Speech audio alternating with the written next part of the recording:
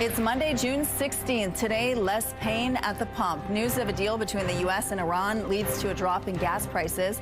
But is it too soon to start celebrating? Also today, increasing crime, the latest incident that's putting some in St. Vital on edge, and what the area's councillor says should be done. Plus, back in session, why late start Wednesdays will soon be a thing of the past in the Louisiana School Division, and the reaction from students. Your Morning Winnipeg starts right now.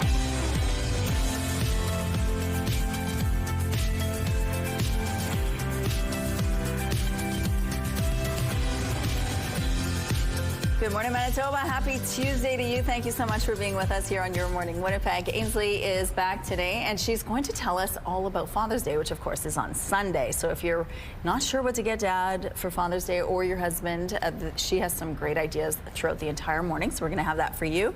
But the weather wasn't too bad yesterday. A little bit of rain, so I didn't have to water my garden, which was a nice treat for me as well. That's the good news. Yeah, we did get a good kind of dumping yesterday, more than we had initially anticipated. We always had that slight chance.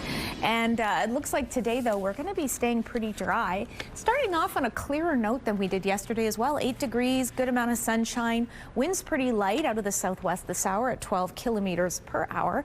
The barometric pressure is falling. Humidity sitting at 87%.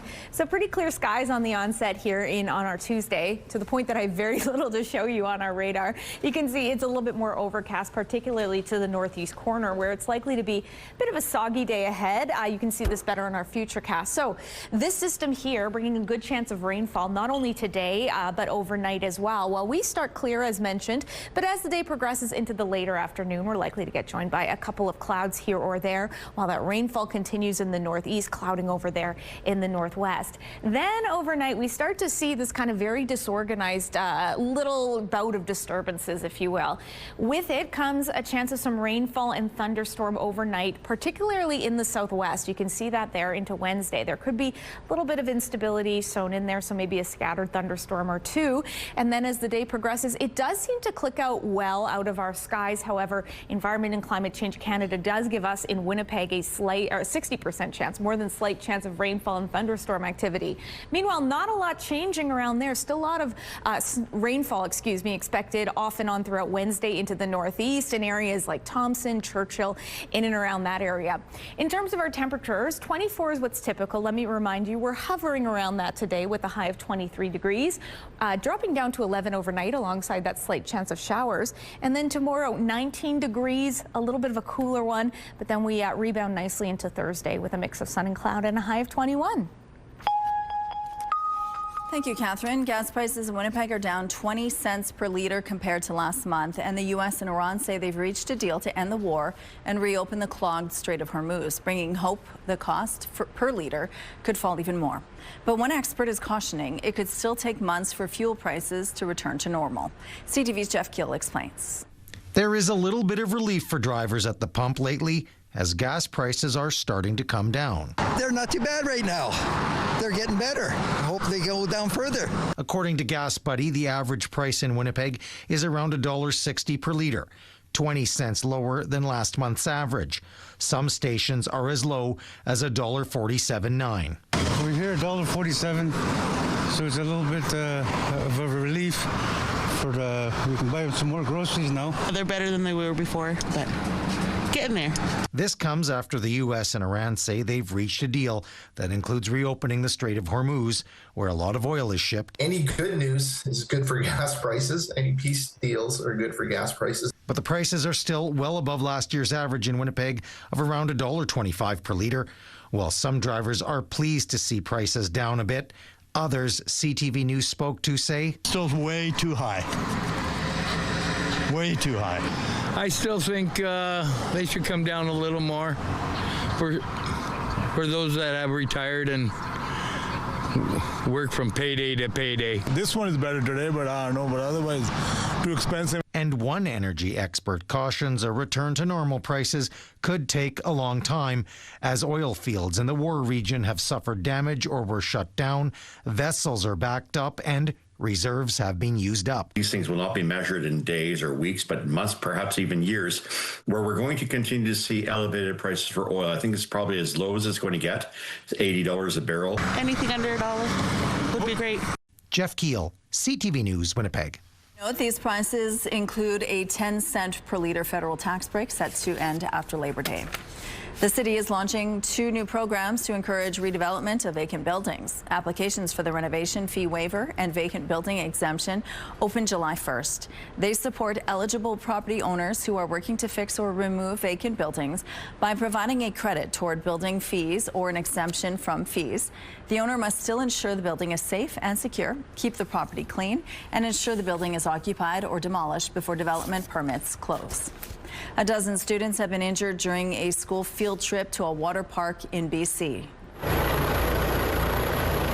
Several ambulances, including this chopper, were called to the popular Cultus Lake Water Park east of Vancouver Monday morning. 12 children were taken to hospital after a suspected electrical incident.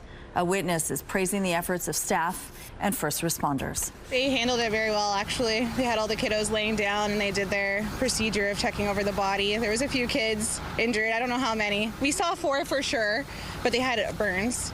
The RCMP confirmed the injuries were serious but not life-threatening. Prime Minister Mark Carney has been busy on the first full day of the G7 summit in France. In the past few months, we've signed a couple of very important critical mineral deals, which was one of your priorities from minute one. This morning, Carney met with Italian Prime Minister Giorgia Meloni ahead of a day full of meetings. He also met with Ukrainian President Volodymyr Zelensky following a working session about building peace for Ukraine. Prime Minister Carney will also sit down with the leaders of the United Arab Emirates, India, and South Korea. The conflicts in the Middle East and a deal to end the war in Iran are expected to be discussed. The summit will include a special session about Iran, attended by the leaders of Egypt, Qatar, and the United Arab Emirates. For the second year in a row, the federal government is reporting a decline in drug-related deaths. Despite the decrease, Ottawa says the drug crisis in our country is continuing. BC's provincial health officer is echoing these sentiments, saying more measures are needed to support people who are in crisis. We've been paying attention to this in different ways for quite a bit longer. As you know, we declared an emergency around this 10 years ago now. And thankfully, we are also seeing a decrease, but we know that it's not equal either across the country or across this province. And so we need to continue to do the measures, to take the measures that we need to try and support people through this. Data from the federal government shows the number of drug deaths declined by 23% last year. Still, an average of 15 people per day died from an overdose nationwide in 2025. Here in Manitoba, the number of deaths due to opioid toxicity dropped last year. In 2025, 231 opioid deaths were recorded. That's 142 fewer than the year before and 151 lower than 2023. Last year saw the lowest number of opioid toxicity deaths since 2019, when 62 people died. The Winnipeg Fire Paramedic Service has a pair of new recruits.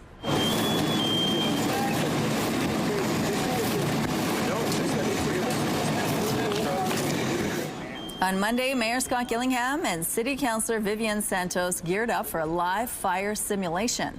It's part of the service's Fire Dynamics training program, giving refreshers on modern firefighting techniques, the science of fires, and other everyday challenges. The mayor says he was well prepared for the demonstration, but he's sticking with his day job. You're in a tin box with 1,000 degrees Fahrenheit, so that to me is a little more stressful. Now, I had good people around me, and in council I got some good people around me, but if I had to take my choice between a day job, I'll stick to question period at council. The mayor says Winnipeg's Fire Paramedic Service is the only department in Canada where they do this kind of training. A bar in Miami is home to some of the most fun World Cup themed drinks you could imagine. Because of our sneaker themes that we have for all the cocktails, we decided for World Cup, because it's so big, we would make a cleat for all the soccer fans, because we are known for our soccer watch parties in Wynwood. The sneaker-themed bar is giving fans a chance to customize their drink with the stickers of their favorite national teams. Meanwhile, if you want a beer, you can have it in a trophy-shaped glass. Customers can also bring their drinking vessels home as a special souvenir. So cool. Here's a look at what's happening in traffic right now at Portage Avenue at Polo Park. It looks like things are starting off really smoothly in this part of the city this morning. If you see any problems out on the streets, please let us know. Let's go now to Ainsley McPhail. We're talking about Dad and Father's Day on Sunday and what you could do to make him feel special for Father's Day. Good morning. Hi, good morning. We are live from Chalmers Park, and nothing makes Dad feel more special than quality time. And what better than a baseball game or just simply playing catch? Most people in Canada will spend money on dinner or drinks for Dad, but the research shows that they want some quality time. So we're with the Institute throughout the morning, learning about some of those relationships. We also have a long-standing father-son duo from the Winnipeg Jets coming as well, so stay with us for that. If you do want some gift ideas ahead of Father's Day, don't you worry. We've got Capital K Distillery coming. We also have the locals. So not only are you helping Dad, you're supporting local businesses. I love that. Okay, thank you, Ainsley. Let's go up to the rooftop now. It's a good day to be outside today, Catherine. Play with your dad or just go for a walk? Yeah, I mean, I would say I'd throw the ball around with my dad, but I'm horribly uncoordinated. Don't think either of us would enjoy that. But yeah, get outside, take a walk with Dad or anyone in your life, because it's going to be a pretty lovely day. We've got a good amount of sunshine already dawning here in Winnipeg. It's peeking up over the skyscrapers here in the downtown area. 9 degrees currently, a little bit of winds out of the west-southwest at 11 kilometers per hour. Pressure falling, humidity sitting at 86%. So yes, yesterday a little bit of a mixed bag. We did get a taste of that rainfall that we were kind of eyeing for the day, but looks like on the home front here, we're going to be dealing with pretty clear, calm conditions. Banal even. We're looking at clear, sunny skies all throughout southern Manitoba. Temperatures peaking in the low 20s. Winds not terribly strong, not much of a factor for us here in Winnipeg, out of the west at 20 kilometers per hour. Northern Manitoba and the northwest, in and around the Paw, lots of sunshine, maybe a few clouds into the afternoon. Different story to the northeast as it normally is. Looking like a rainy day ahead for you and a rainy evening as well, so keep those umbrellas handy. Temperatures too will be quite cool. Some areas low teens, in others the upper single digits. I'm going to go inside, but stay with us. We've got so much more Your Morning Winnipeg on the other side of this. Don't go anywhere. Weather is brought to you by the Better Business Bureau. Research at bbb.org before you buy. Good morning. It is 6:15. A recent uptick in violent incidents has left some residents of St. Vital on edge. A jogger was stabbed in a random attack last week, and then this weekend, a convenience store was broken into and subsequently robbed. CTV's Harrison Shin reports.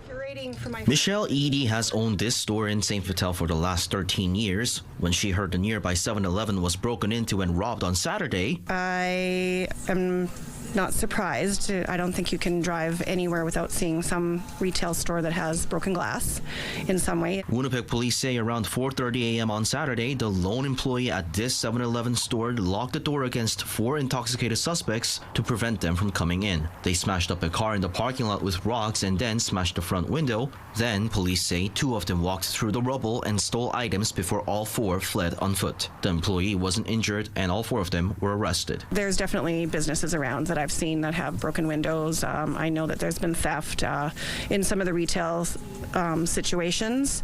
So yes, definitely it's happening. Several businesses and residents in the area said off camera that crime is going up. On June 6th, police say a jogger was approached by 2 random teenagers. He was stabbed and a 15-year-old girl was arrested and charged with assault. This is not the most crime-riddled part of the city, but there is crime in St. Vital. Area Councillor Brian Mays, who also sits on Winnipeg Police Board, says getting more resources is a battle. He wants a brick-and-mortar solution like a new police station. I've been waiting and hoping to get some renewed presence, and there are a number of options for that, I guess, and the police have to find the money, but I think it's a worthwhile initiative. So yeah, I do hope to see that, some sort of South End presence. Harrison Shin, CTV News, Winnipeg. We've reached out to the police for comment, but have not yet heard back. A 12-year-old boy is facing an attempted murder charge after he allegedly struck a Toronto police officer with a stolen vehicle. CTV's Beth McDonnell on the 3rd incident of violence towards police in Ontario in the past week.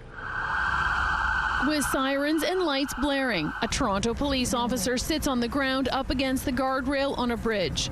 This is the scene after Ontario's Special Investigations Unit says a chain of events unfolded involving a police officer firing at a stolen vehicle driven by a 12-year-old boy. His passengers, another 12-year-old and 13-year-old. I think I heard 3 all after each other, like boom, boom, boom, in the sequence like that. And then I heard and saw the car speed off this way. The SIU says the chaos began with a call to police around 1 in the morning about a vehicle being stolen. Officers used 2 cruisers to box the car on the bridge when the 12-year-old driving tried to get away. An officer was hit by the car. And in the course of that, there were multiple shots fired at the vehicle by that officer.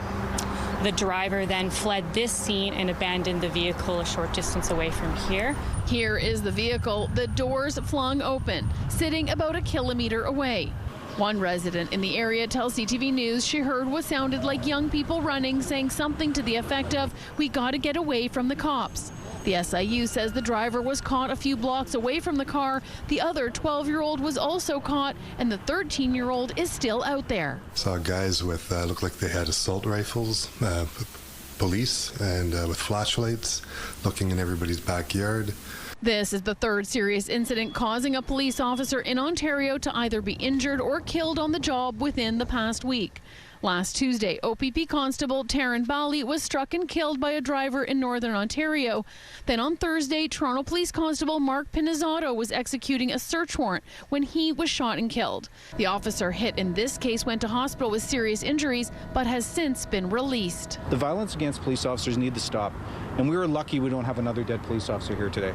Officials say the 12-year-old boy driving the stolen vehicle sustained non-life-threatening injuries, either from being grazed by the bullet or glass from the vehicle. He is now facing several charges, including attempted murder.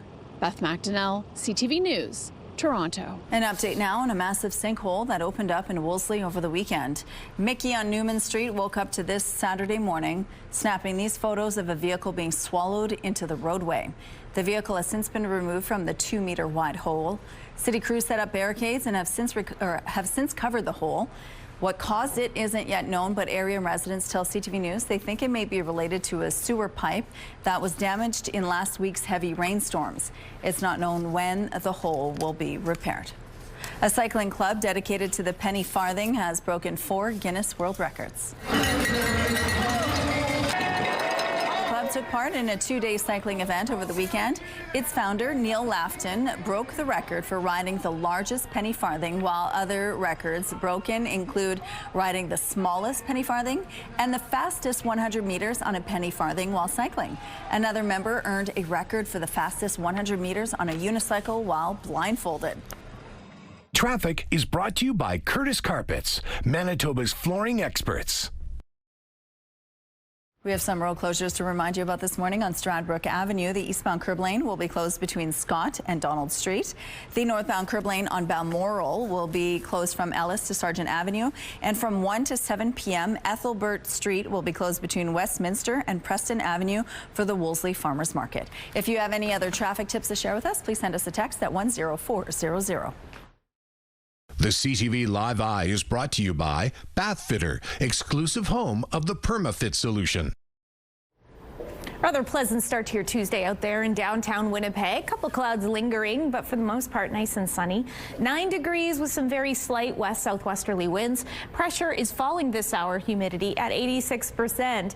I don't know about you, yesterday felt a little too gloomy for me. Today will be the antidote. We've got lots of sunshine on the way, decent temperatures as well. Still not quite what we're used to, but we're pretty darn close, so we'll take it. Let me move out of the way so everyone can see their current conditions. 10 degrees in Morden and Winkler. Much chillier in Brandon at 5. 9 degrees in Dauphin to kick off your Tuesday. Over in Swan River, 10 degrees.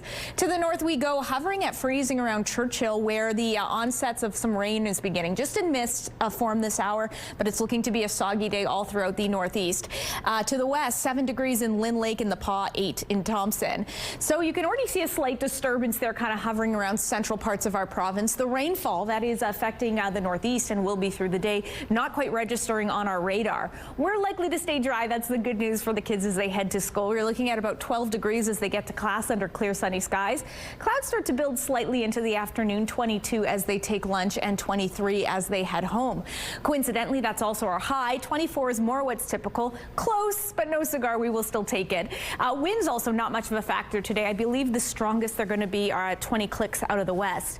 Overnight tonight, winds ease a little bit. Temperatures dip down to 11, and then from there we have a slight chance of some rainfall and thunderstorm activity, about a 30% chance, while our friends in the southwest, in and around Brandon and Nepo, a much stronger chance of a stormy evening. And then into tomorrow, 19 degrees, a mix of sun and cloud, maybe more in the way of clouds. And then we also have a chance of rainfall and thunderstorm activity dogging us through much of the day. But then it perks up nicely into Thursday with a high of 21 degrees. But psych, we also have rainfall on Friday, so a little bit of everything coming at you.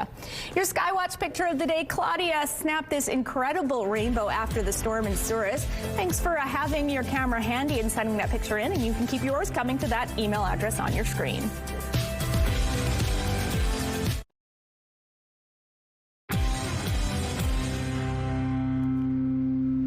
The end of another school year is coming, and for the first time in a decade, next year may look a little different for students in New Ideal's school division. As CTV's Joseph Bernacki explains, a unique schedule is coming to an end.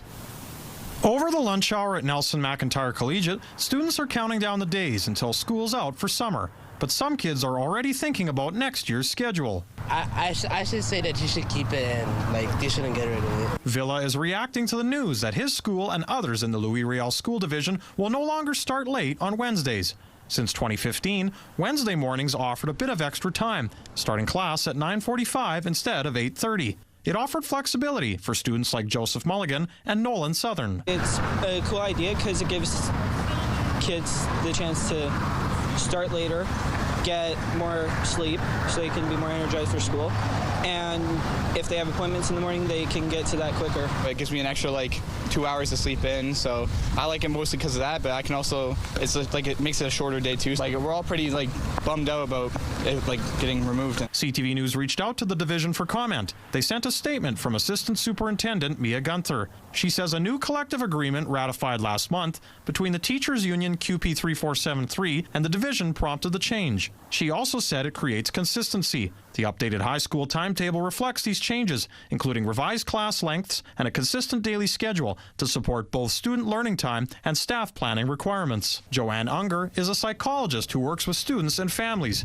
She says until more data is collected, sleep consistency is key. We actually don't encourage to have different wake-up times, and that is, it's more helpful to have the same time every morning that you're waking up to have a good, healthy sleep pattern. Joseph Bernacki, CTV News, Winnipeg. Thousands of people took part in a unique music festival. The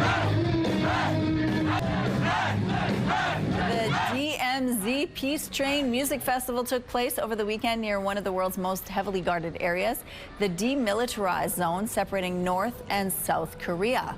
Festival goers say the event is about promoting peaceful coexistence between North and South Korea. The event first began in 2018. The Winnipeg Folk Festival is on the horizon, and we have a contest for you.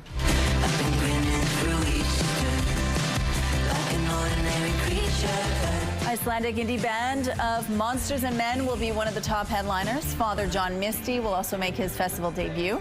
The 51st edition runs July 9th to the 12th out at Birds Hill Park, and we're giving away 4 tickets for all days at the festival. To enter, head to the contest page on our website, ctvwinnipeg.ca, and don't forget to enter the keyword happy. Good luck.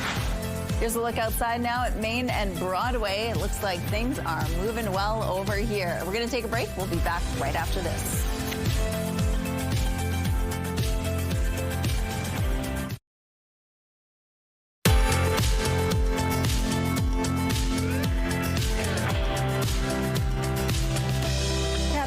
To see more sun today. Will it happen? Your wish is my command, Rochelle. Yes. Thank you. Yeah, lots more sunshine on the way. Yesterday proved to be a bit gloomier than we had thought initially, but you can see already denser clouds are starting to give way to a good amount of sunshine out there. 9 degrees under some light-ish winds out of the west-southwest at 11 clicks. Pressure is falling, humidity sitting at 86%. Yeah, a good majority of the province will be dealing with lots of sunshine today. I wish I could say all of Manitoba, though not the case. You can see a couple of minor disturbances here or there, bringing some very scattered rainfall to very central portions of our province. But for the most part, we're going to be staying pretty dry, pretty sunny as well. We're looking at a high of 23 degrees, very near what's typical for this time of year. Technically, 24 degrees is a seasonal high, but we will take it. Winds, meanwhile, will be out of the west at 20 kilometers per hour. And then we could see a little bit of cloud coverage later into the afternoon. And then overnight, definitely, we'll start to see those clouds intensify. Temperatures dipping down to 11, which is a typical overnight low. But then we do have that slight chance of rainfall and thunderstorm activity. It's a system that's tracking in from the west and likely to bring a good amount of rainfall to the Brandon-Neepawa area, and a slight chance of us seeing it here as well. It persists into tomorrow. We could stay dry under a mix of sun and clouds, more in the way of clouds into the late afternoon. Temperatures cooling off a hair at 19 kilometers per hour. Winds, once again, not much of a factor out of the north at 20 kilometers per hour. From there, we've got mostly a lovely rest of the week to look forward to. Well, I guess depending on what you enjoy in terms of your weather conditions. I tend to love sunshine and warm temperatures. We're getting a good amount. Thursday, 21 degrees with lots of sunshine. And then overnight, we could see some rainfall begin, and then it's likely to stick around into Friday. Temperatures staying decently warm at 21. And then the weekend is looking pretty darn lovely, if I do say so myself. 23 degrees on Saturday with mostly clear skies. 25 on Sunday and Monday with a mix of sun and clouds. So lots of warmth and sunshine to look forward to. So there's the good news. Thank you, Catherine. One person is in custody following a weekend homicide in the Daniel McIntyre neighborhood. Around 3 in the afternoon Saturday, police were called to a home in the 700 block of Toronto Street. There they found a seriously injured man. He was brought to a hospital in critical condition but later died. He's identified as 21-year-old Trenson Francois, a member of Nelson House First Nation who had been living in the city. A 20-year-old woman was arrested at the scene and is now charged with manslaughter. Anyone with information is asked to call the homicide unit. Monday was another wet and wild day in Winnipeg, and all this rain over the past 10 days could lead to the return of familiar foe in the coming weeks: mosquitoes. CTV's Daniel Homerson explains. A thunderstorm hammered Assiniboine Park Monday afternoon, leaving behind plenty of puddles and pools in its wake. And entomologist Taz Stewart warns all that standing water could be a catalyst for everyone's least favorite pest: mosquitoes. I hate to say that is the summer species. Those eggs start coming out and you got all this water here. So there could be a surge in numbers for a short period of time. According to city data, the average trap count in Winnipeg on Monday was at 2, though counts in some areas are 2 to 3 times higher. And a city spokesperson says crews remain focused on mosquito larviciding on the ground and in the air. This is insane how few mosquitoes we have. It's fantastic, don't get me wrong, but that shows that the biological program works so well, and we're seeing the benefits of that. But Stewart, who runs Taz Pest Control, is urging people to get rid of standing water in their own backyards. Dump it, drain it, fill it, cover it. It's very, very important that you do that in your backyard, because those mosquitoes that develop there will be eating on you. Stewart adds the summer species of mosquitoes are more voracious than their spring counterparts, and that Winnipeggers also need to be mindful of the risk of West Nile virus. It's been on the decline, very, very few cases, but it's still there, so you still need to be protecting yourself. Very, very important. Use repellents. Avoid times when mosquitoes are most active, i.e. dusk and dawn times. Daniel Homerson, CTV News, Winnipeg. We could get more details on the deal to end the war in Iran before a planned ceremony in Switzerland at the end of this week. There is some sequencing that the Pakistanis have been involved in this, the Qataris have been involved in this, and what the president has said is the agreement will come out on Friday. He may decide to release the agreement sooner than that. This all comes after U.S. President Donald Trump said the agreement has already been signed. U.S. Vice President J.D. Vance says the current plan is for the details to be made public on Friday when it is officially signed. But he says U.S. President Donald Trump may decide to release those details before Friday.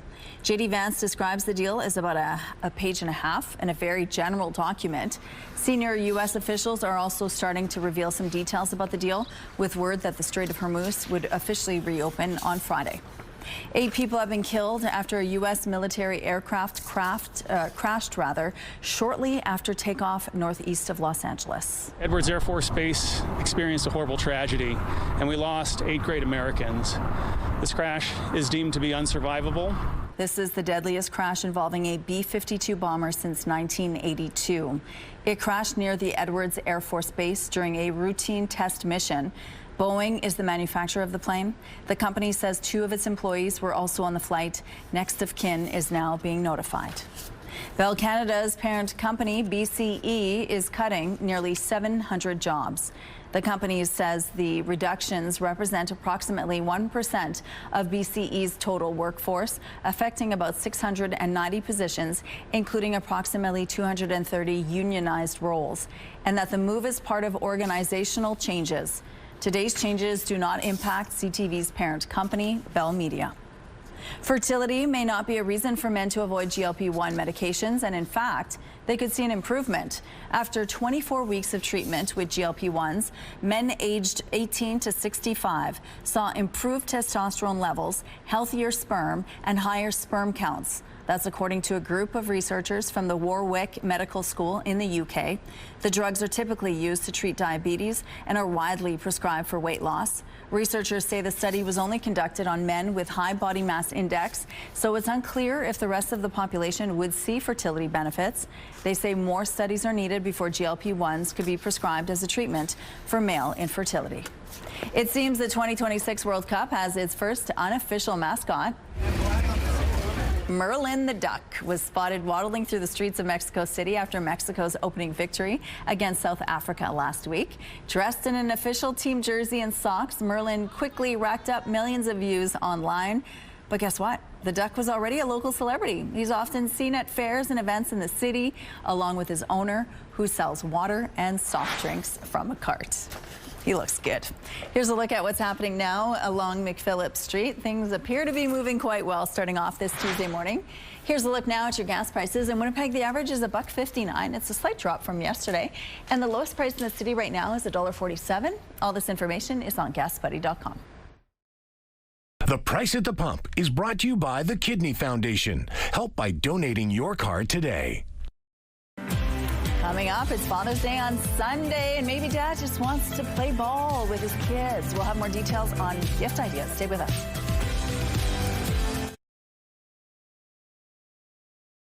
Weather is brought to you by Blinds Are Beautiful. Our new Hunter Douglas showroom is at 900 Lorimer. I'm sure basking in the sunshine up here on the rooftop. It's starting off to be just a picture-perfect day here in downtown Winnipeg. It's 9 degrees, 1 or 2 clouds kind of lingering, but nothing like we saw yesterday. Really just a clear sunny start. Winds out of the west-southwest at 11 kilometers per hour. Pressure is falling, humidity sitting at 86%. So much of the province has a good chance at a lovely amount of sunshine today. And temperatures decent, in and around the low 20s all throughout southern Manitoba. For us here in Winnipeg, that's about 23 degrees. 24 is technically our seasonal high, but we will take it. And then winds will be fairly light out of the west at 20 kilometers per hour. The northwest, very similar. Lots of sunshine on the way, maybe a touch more in the way of cloud coverage into the afternoon. Highs in the upper teens or low 20s. The kind of outlier here in our conditions is into the northeast, where you have a good amount of rainfall on the way through today and tonight as well. In fact, already misting in Churchill. Temperatures there cooler in the low teens or upper single digits, depending on where you're at. All right, I'm going to throw it on over to Ainsley McPhail, who's spending her morning at the ballpark getting some great Father's Day inspo. Ainsley. Hi, good morning. Yeah, it's an early Father's Day present, but spending time with Dad, that's what he wants from you. Derek Helgeson joins us now. Helgeson, good morning. Thank you for being here today. Thank you. You're with the Institute. Tell us all about the Institute. The Institute in Manitoba, we opened as a option for kids to train high-level baseball regardless of situation. Might be the best way to put it. So as long as they want to come out, learn the game, learn to love the game, that's what we thrive on. And we're talking about Father's Day. How frequently do you see dads not only come in to utilize the Institute, but also build those skills together? Every day. It's one of the best things dads and sons can do between playing catch and just having these skills with baseball. You see it every single day on fields all across Manitoba. It's one of the oldest traditions in the world. You've actually got your son here as well. Yes. From personal experience, how meaningful is that to you? Oh, it's fantastic. You don't realize it until they age out, but it's probably one of the most meaningful things you can do, having all that time with your son in that experience, 100%. And not everyone's got a dad, but a fatherly figure is always so important. That can be seen through baseball, right? When you're honing in on some of those skills. How special is it, maybe not even special, but how key is it to build leaders when it comes to that and the skill set? that is huge. That is probably the biggest thing for these kids. The weird part about baseball is it weirdly intertwines with life.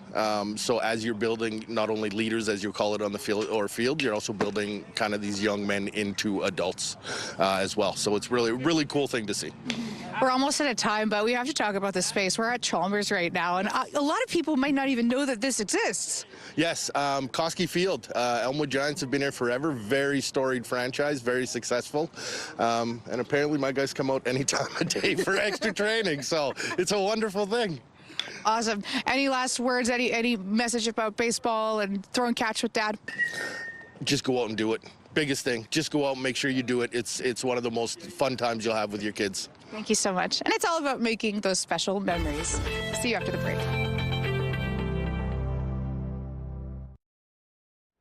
Here's a look at the early markets. The Dow Jones is 58 points up. The Nasdaq added 66 points. The S&P index is flat. The Canadian dollar slightly decreased, set to 71.41 cents U.S. Overseas, the Hang Seng fell 348 points, and the Nikkei had small gains. Good morning. It is 6:46. Mounties are investigating a motorcycle crash north of Selkirk Saturday that claimed the lives of 2 people. According to police, it happened as a large group of northbound motorcycles were turning off Breezy Point Road to an access road towards Highway 4. One of the motorcycles was hit by a southbound pickup truck. The 65-year-old man driving the motorcycle and his passenger, a 72-year-old woman, were pronounced dead at the scene. RCMP say they were both from Winnipeg. The 26-year-old man driving the truck wasn't injured. A pair of new transitional homes in downtown Winnipeg will help women and children leaving gender-based violence. When I speak with women leaving violence, I hear a common desire. They want a safe place to rebuild their lives. Morning Light Development officially opened Monday, and its 11 units are already fully occupied. The second project, named Standing Eagle, offers 15 units with a mix of studio, 2-bedroom, and 3-bedroom homes. It's expected to be fully occupied by July, with tenancies expected to range from 6 to 24 months. Rent will be geared to income. Both developments will include on-site support services. These supports are every bit as important as the homes themselves. They help families heal from trauma, connect with services, pursue education, strengthen community connections, and build pathways toward long-term stability and independence. Both buildings are owned and operated by the University of Winnipeg Community Renewal Corporation and were developed through the Rapid Housing Initiative. This morning, Prime Minister Mark Carney announced new sanctions against Russia as its war in Ukraine continues. The tide is turning as expected in this war, and this was part of what we just discussed. Ukraine will win. It's just a question of time. It's just a question of how much senseless slaughter Russia perpetrates. Carney made the announcement during a meeting at the G7 summit with Ukrainian President Volodymyr Zelensky. The sanctions will target Russia's shadow fleet, energy revenues, defense, industrial, and disinformation actors. Prime Minister Carney went on to say that there is unity at the G7 behind Ukraine and ending the war there. It followed a working session about building peace for Ukraine. It's now been a decade since MAID was first introduced in Canada. It's been 10 years since federal MAID legislation was passed by the House of Commons to allow eligible adults to request the process. Doctors say Quebec paved the way for medical assistance in dying in Canada and now has the highest MAID rate in the world. Medically assisted deaths made up a record 7.9% of all deaths in Quebec in 2024-25, while across Canada the rate was 5.1%. Iran and New Zealand played to a draw Monday at the opening match for both teams at the World Cup.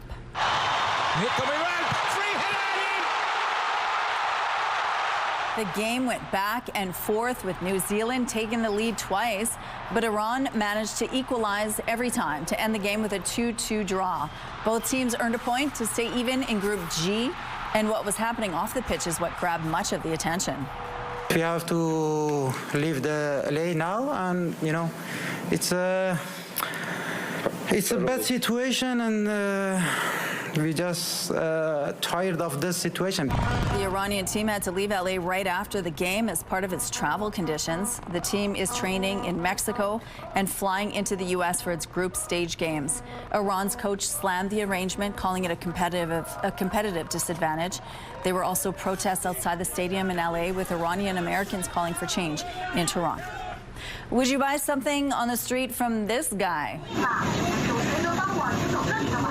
This is in Beijing. The humanoid robot salesman was trying to get shoppers to buy one of 12 different mystery boxes that are so popular with young people these days. Shoppers reported the process as being fast, seamless, and futuristic.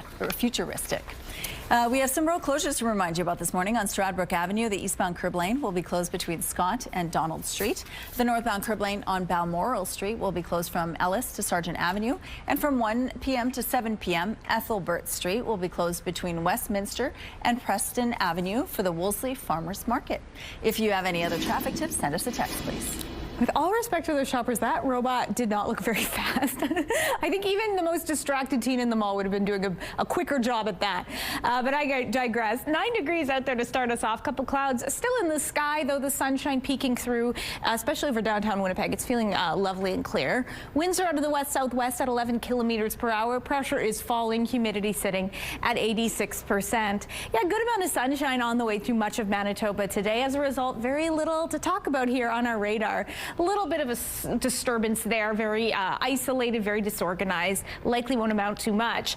Different story, though, to the northeast. It's not showing up yet on our future cast. However, there's a good chance of some rainfall. In fact, there was already some mist the last time I checked in Churchill. But look for it to descend further down to areas further south in this region, bringing rainfall off and on throughout the day. Temperatures a little bit chilly, 10 degrees in Thompson, 7 in Gillam, 11 in Island Lake.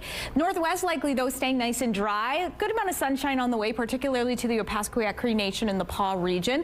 The rest, you'll likely see clouds build into the afternoon. Temperatures slightly below seasonal, particularly in Lynn Lake, where it's just getting up to 11 degrees, 15 in Norway House under those cloudy skies. Opaskwayak Cree Nation and the Paw sitting pretty, though, in those clear sunny skies with a high of 20 degrees. Southwestern Manitoba, lots of sunshine, very warm temperatures in the low 20s, maybe some clouds building into the afternoon, but for the most part clear. Then in our neck of the woods, clearer skies to start off the day. We might see a little bit of cloud coverage into the afternoon. Highs at around seasonal in the low 20s.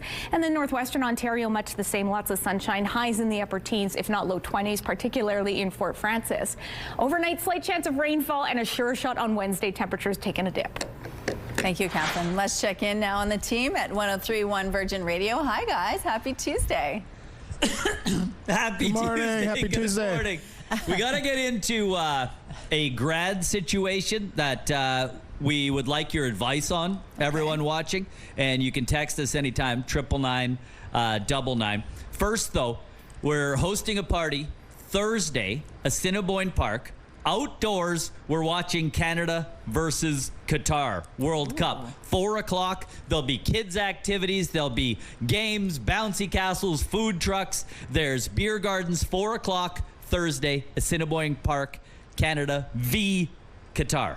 Now, let's get into this grad thing. So over the last, we determined 7 years, LTI has had several nieces and or nephews graduate. So I'll be honest, this is all new information to me. A present from the uncle of cash for graduating. How much? Yeah, so it would be a card with, I think it was $200 in it. Yeah. So he's had a bunch of nieces and nephews over the past 7 years. Chrissy Troy has one coming up right away. And so I'm thinking that a cash gift of $500 is okay. Okay? Well, now. he's right. Great. All of Lloyd's I guess you love your nephew more. You need more. No, that is funny. I never even thought of that. So, but my boyfriend's like, maybe that's a bit too much. And so I don't know what the actual amount should be. Yeah, what's the actual? Can you... So we're all close. Know? Text us 999-99. Okay. I'm leaning towards it. See, I don't know either. I'm thinking of going old school and giving all these people exactly what I got. $0. I think that's what I got too, actually. Not as and not how's as that not funny? Well, you know what, people I'm sure have a lot of opinions regarding this. Thanks, you guys. We'll see you Thursday. Sounds good. A mom is supporting her daughter's need for speed at a skate park and learning why she refuses to let a diagnosis define what's possible. CTV's Adam Sawatsky has more. When she first showed her daughter videos from her skateboarding past, Nikki Perrian wasn't surprised by Sophia's reaction. She can say some words and say, Mom, try, Mom ta. Although since Sophia was a baby, doctors have used words like cerebral palsy, Nikki says the best word to describe her daughter is adventurous. I want to try, I want to run, I want to jump, But every time Sophia would try those things, her body would do something different. I always encourage her, always say I can do it. So, when she got her walker, Sophia discovered she can be a flower girl. She can splash in the water park, and she can dance like no one's watching. But best of all, hey, come back here. Sophia can show you don't need words to say you have a need for speed. Hey, come back here. She will just run. Yeah. So, when Sophia asked to try skateboarding, Nikki tried to make it work. I always want Sophia to be in every activity, just like any other kids. While Sophia always relishes feeling boundless, Nikki is always working to ensure her daughter never feels confined. Isolated, which we already feeling. Nikki says they haven't been included in birthday parties and have been criticized for Sophia's condition. But you always have some people who judge you. So that's why I always say, advocate that always choose to be kind. And by always facing every challenge with joy, Sophia is always teaching her mom about bravery, resilience, and gratitude. She's teaching me it's such a beautiful journey. Some days are bad and good, but we just need to keep skating. Adam Sawatsky, CTV News. Here's a look outside now on the Provencher Bridge. The sun is shining. The streets are dry. It looks good today. We're going to take a break. We'll be back after this.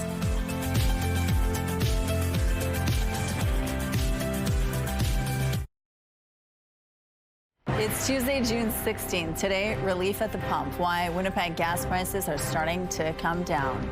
Plus, medication matters. What research says about the type of liquid to take with pills. And some new recruits. Which city officials took part in a live fire simulation? Your Morning Winnipeg starts right now.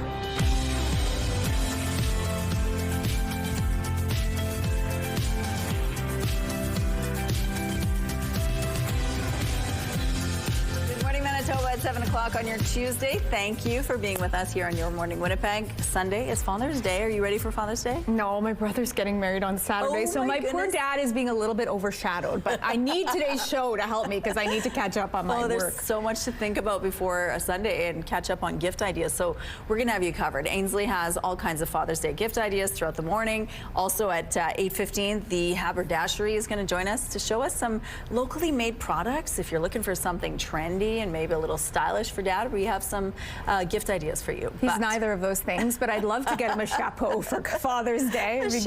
Yeah, that'd be nice. Will you need a chapeau? Is it going to be warm and sunny today? Yes, you know what? Absolutely. Wear the hats, put on the sunscreen. You should be wearing it all year round, not to be your nagging mom. But yes, it's definitely going to be a sunny one out there, decently hot as well. 9 degrees as we kick us off. A good amount of sunshine as well. Winds are out of the west-southwest. It's pretty light, and they'll stay that way through most of the day. They're at 11 kilometers per hour currently. The barometric pressure is falling, and the humidity sits at 86%. Yeah, we're going to be soaking up the sunshine through much of Manitoba today, and as a result, there's so little to show you on the Skycast. There's some kind of smatterings of disturbances there. They likely won't amount to much. However, it won't be the case all throughout the province. We're going to be dealing with a good chance of some rainfall to the northeast. So potentially in Thompson, Gillam, Island Lake, get those umbrellas handy. Churchill is seeing some mist this morning, though it's likely not going to accumulate to the same degree as it does to the rest of the northeast. Temperatures there at 10 degrees, 7 in Gillam, 11 in Island Lake. In the northwest, a lot more sunshine on tap for you. Temperatures there in the upper teens in Flin Flon, but a little bit warmer a bit further south there in Opaskwayak Cree Nation in the Pod. Norway House at 15 degrees. Southwestern Manitoba, mix of sun and cloud for you. Clear to start off, clouds more into the afternoon.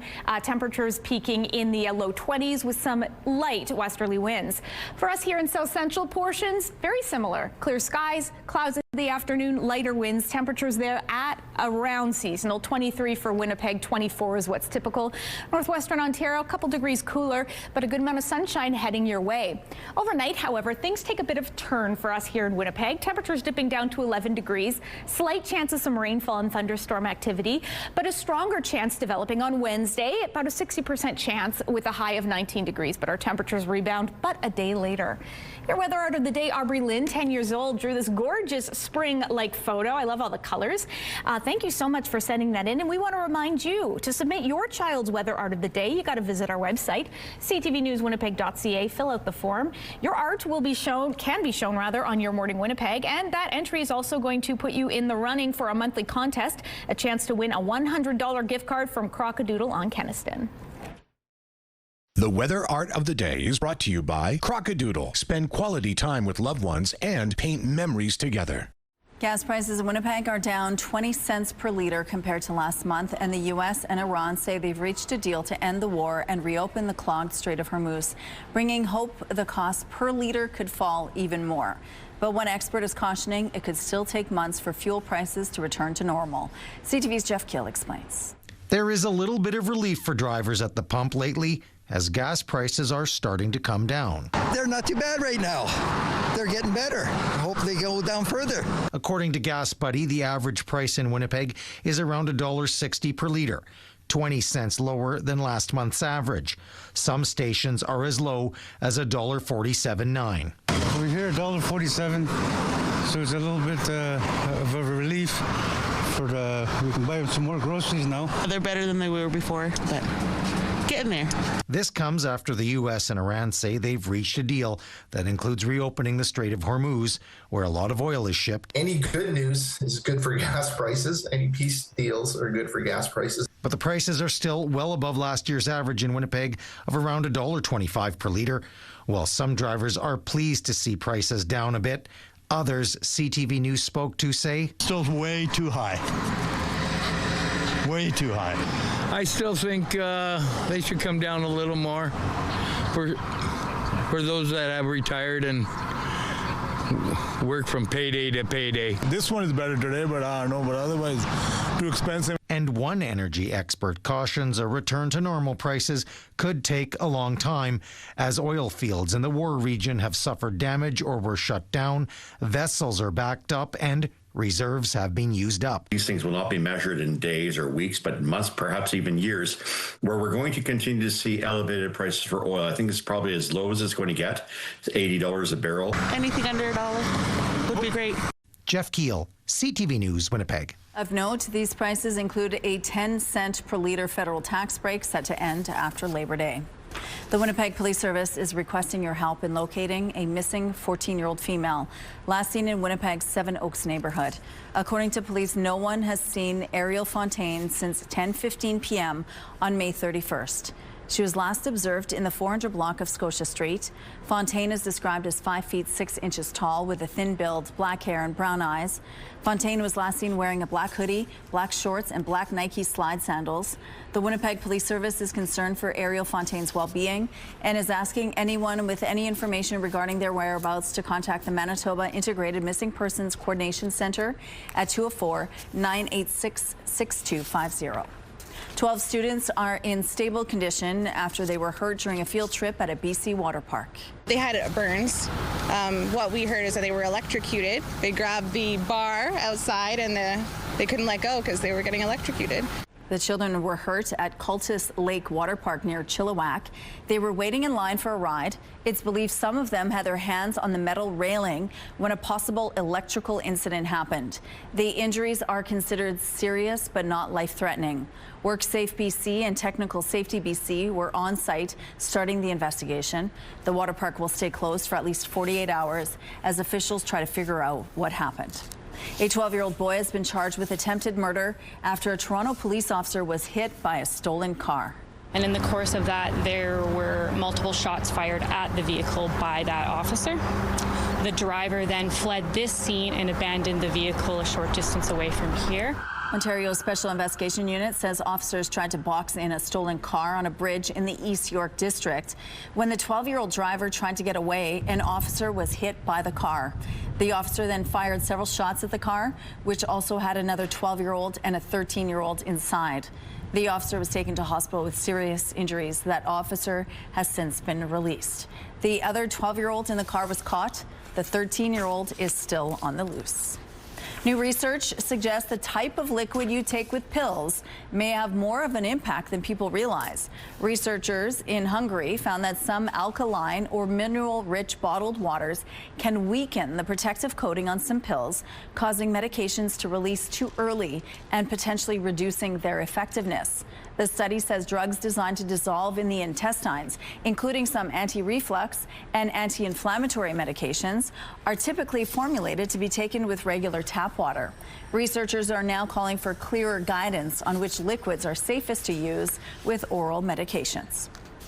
An update now on a massive sinkhole that opened up in Wolseley over the weekend. Mickey on Newman Street woke up to this Saturday morning, snapping these photos of a vehicle being swallowed into the roadway. The vehicle has since been removed from the 2-meter wide hole. City crews set up barricades and have since covered the sinkhole. What caused it isn't yet known, but area residents tell CTV News they think it may be related to a sewer pipe that was damaged in last week's heavy rainstorms. It's not known when the hole will be repaired. The Winnipeg Fire Paramedic Service has a pair of new recruits.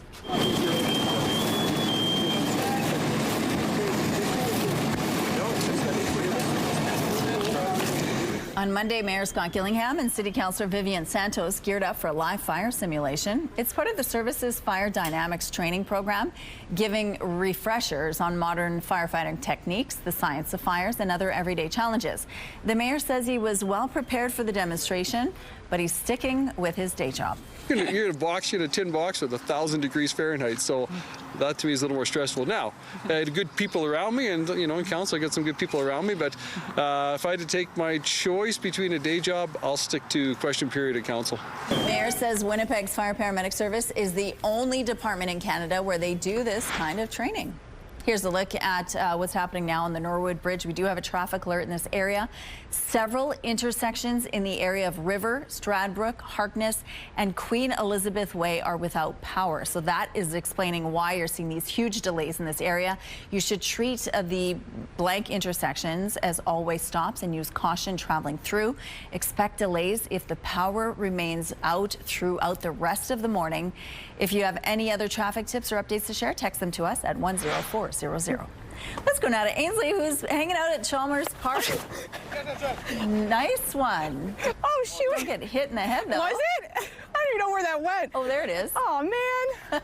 I've been practicing so much, Rochelle. I think I might start to have some calluses on my hands. Boy. We're doing a preview to Father's Day. Everybody's wondering, oh, what should I get Dad? Gift ideas. But what about some quality time? Some of my earliest memories are going to the Blue Jays games with my dad, and it's the best. So we're with the Institute right now. Here, hold on. Let's see if I've been getting a little bit of a lesson. Some good mentorship. Elbow down. Twist. And that's okay. That's okay. We're going to make some cocktails, particularly an old-fashioned. We're going to chat with some folks who have been going to the Winnipeg Jets games for years, father and son duo, and we're going to chat with the locals and get some local gift finds. Last minute. Women aren't usually as last minute as the guys are, but you're going to find something for them. That was impressive. Good job, Ainsley. It's a good start to the day indeed. The sun is shining. Catherine, it's a good day to play outside. It is, Rochelle. I have such an interesting Kismety story. I did a live once at batting cages, and it was the worst. I couldn't hit one. And the tie-in is that my dad PVR'd it and watches it and laughs at me all the time. So it is the Father's Day gift that keeps on giving. Ainsley did much better there than I did. Meanwhile, the sun, it is out in full force. As you can see, it's exposing me. I'm like vampirically pale, but it feels lovely. 11 degrees out here, light winds, pressure falling, humidity sitting at 80%. Sorry, I was like not prepared for this onslaught of sunshine. I should have been, because I've been telling you it's going to be a sunny day, and it will be through much of Manitoba, most notably in the south, where we'll be dealing with clear skies to kick off. The clouds here in the skies are breaking up pretty quickly. Winds will stay relatively light, the strongest at about 20 clicks. Temperatures in the low 20s. So for us in Winnipeg, 23 degrees, very similar to what's typical for this time of year. The only outlier on our forecast, because the Northwest will also be dealing with sunshine, temperatures in the upper teens. The Northeast, however, soggy day ahead. Sorry to be a bit of a spoil sport here. Get those umbrellas cracking because mist has already begun in Thompson and areas further to the south, mist has begun in Churchill and areas further to the south or in around Thompson. You're likely to have a bit of a soggy day and evening ahead. Weather is brought to you by ABC Fire and Safety, your CO2 refill store. Thank you, Catherine. It's time now for a question of the day. We want to know, how do you prevent and protect your home from mosquitoes, or your backyard as well? You can text your answer to 10400. Make sure to follow the automated instructions so we can feature your response, and don't forget to include your name, please. Question of the day, brought to you by Provivo, Manitoba's #1 cool sculpting clinic, science-backed body contouring. At Your Morning Winnipeg, we're all about celebrating your amazing pets, whether they're furry, feathered, or scaly. Your Pet of the Week submissions have been amazing. We want to see more, whether it's dogs, cats, birds, or any other pet pals. Send them our way. Drop your pet photos and a fun little story about them to petoftheweek@ctv.ca, and then catch us every Thursday to find out if your pet is our Pet of the Week on Your Morning Winnipeg. Here's a look at McPhillips right now. Things are moving well in this part of the city. We're taking a break. We'll be back right after this.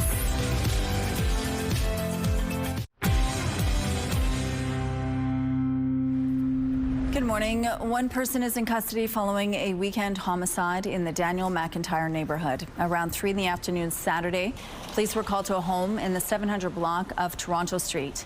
There they found a seriously injured man. He was brought to a hospital in critical condition but later died. He's identified as 21-year-old Trensant Francois, a member of Nelson House First Nation who had been living in the city. A 20-year-old woman was arrested at the scene and is now charged with manslaughter. Anyone with information is asked to call the homicide unit. The city is launching 2 new programs to encourage redevelopment of vacant buildings. Applications for the renovation fee waiver and vacant building exemption open July 1st. They support eligible property owners who are working to fix or remove vacant buildings by providing a credit toward building fees or an exemption from fees. The owner must still ensure the building is safe and secure, keep the property clean, and ensure the building is occupied or demolished before development permits close.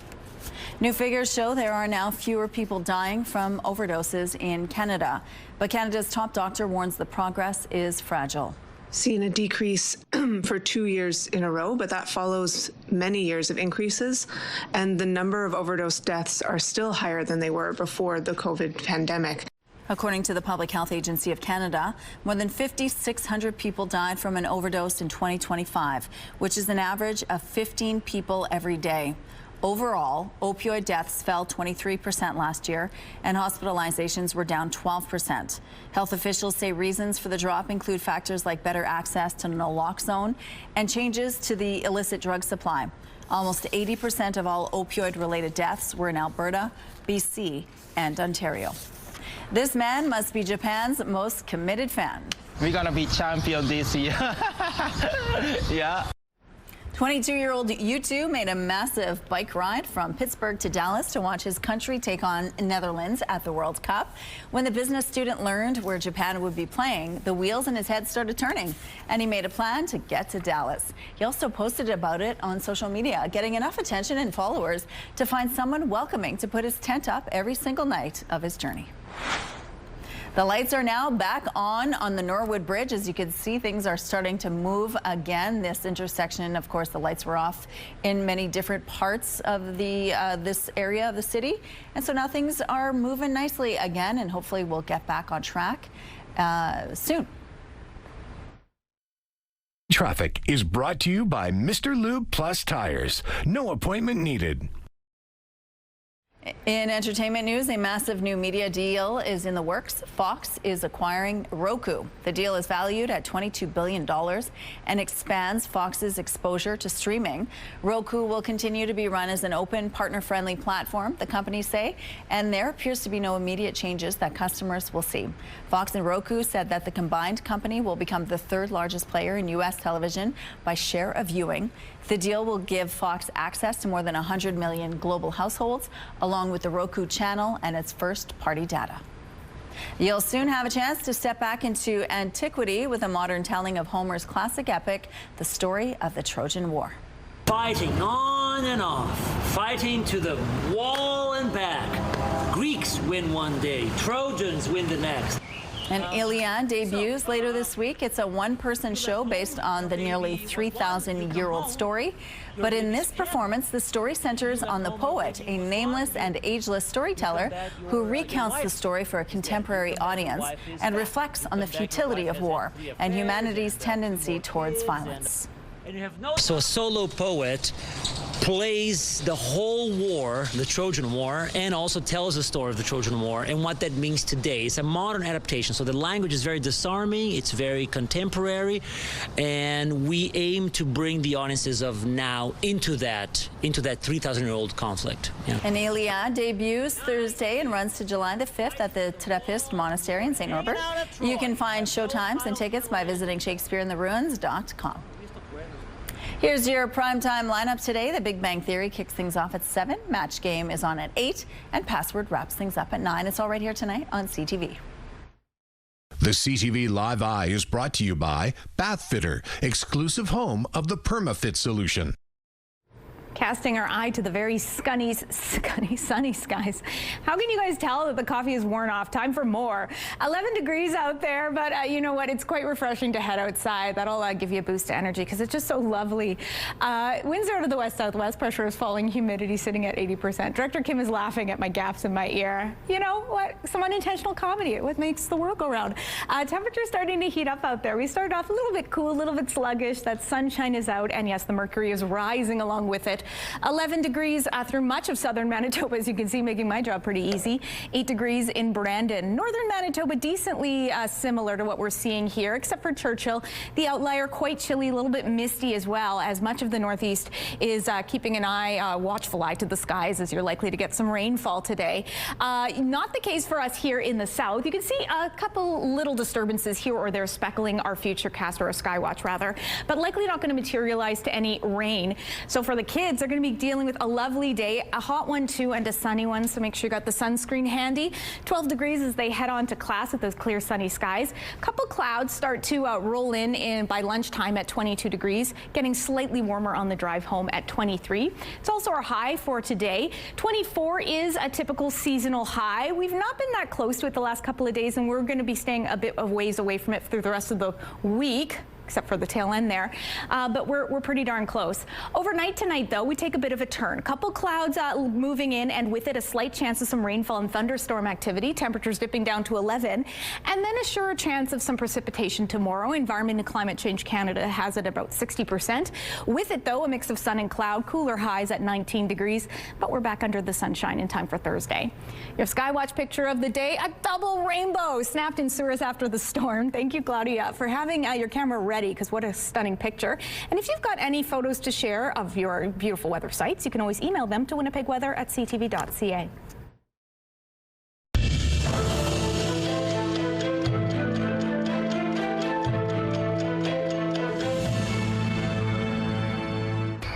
June 16th, 1903, the Ford Motor Company was incorporated. Ford's first production vehicle, the Model A, was sold less than a month after incorporation. Henry Ford was the driving force behind the company, but initially only owned 25% of the shares at incorporation. June 16th, 1981.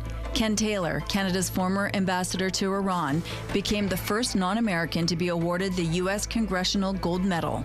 Taylor received the medal from President Ronald Reagan for sheltering and engineering the escape of 6 Americans from Iran in 1980 during the hostage crisis. June 16th, 1998. The American Film Institute announced its choices for the top 100 films in the first century of cinematic history. The top 5 in order were Citizen Kane, Casablanca, The Godfather, Gone with the Wind, and Lawrence of Arabia. Steven Spielberg had 5 films on the 1998 list, more than any other living director at the time. A grueling car rally has been run in Czechia and nearby Slovakia. This endurance race featuring classic cars has been taking place since the 1930s. The 3-day rally does a round trip from Prague to Bratislava. This year's race saw 130 pre-war cars in the race, and it's run by the Prague Veteran Car Club.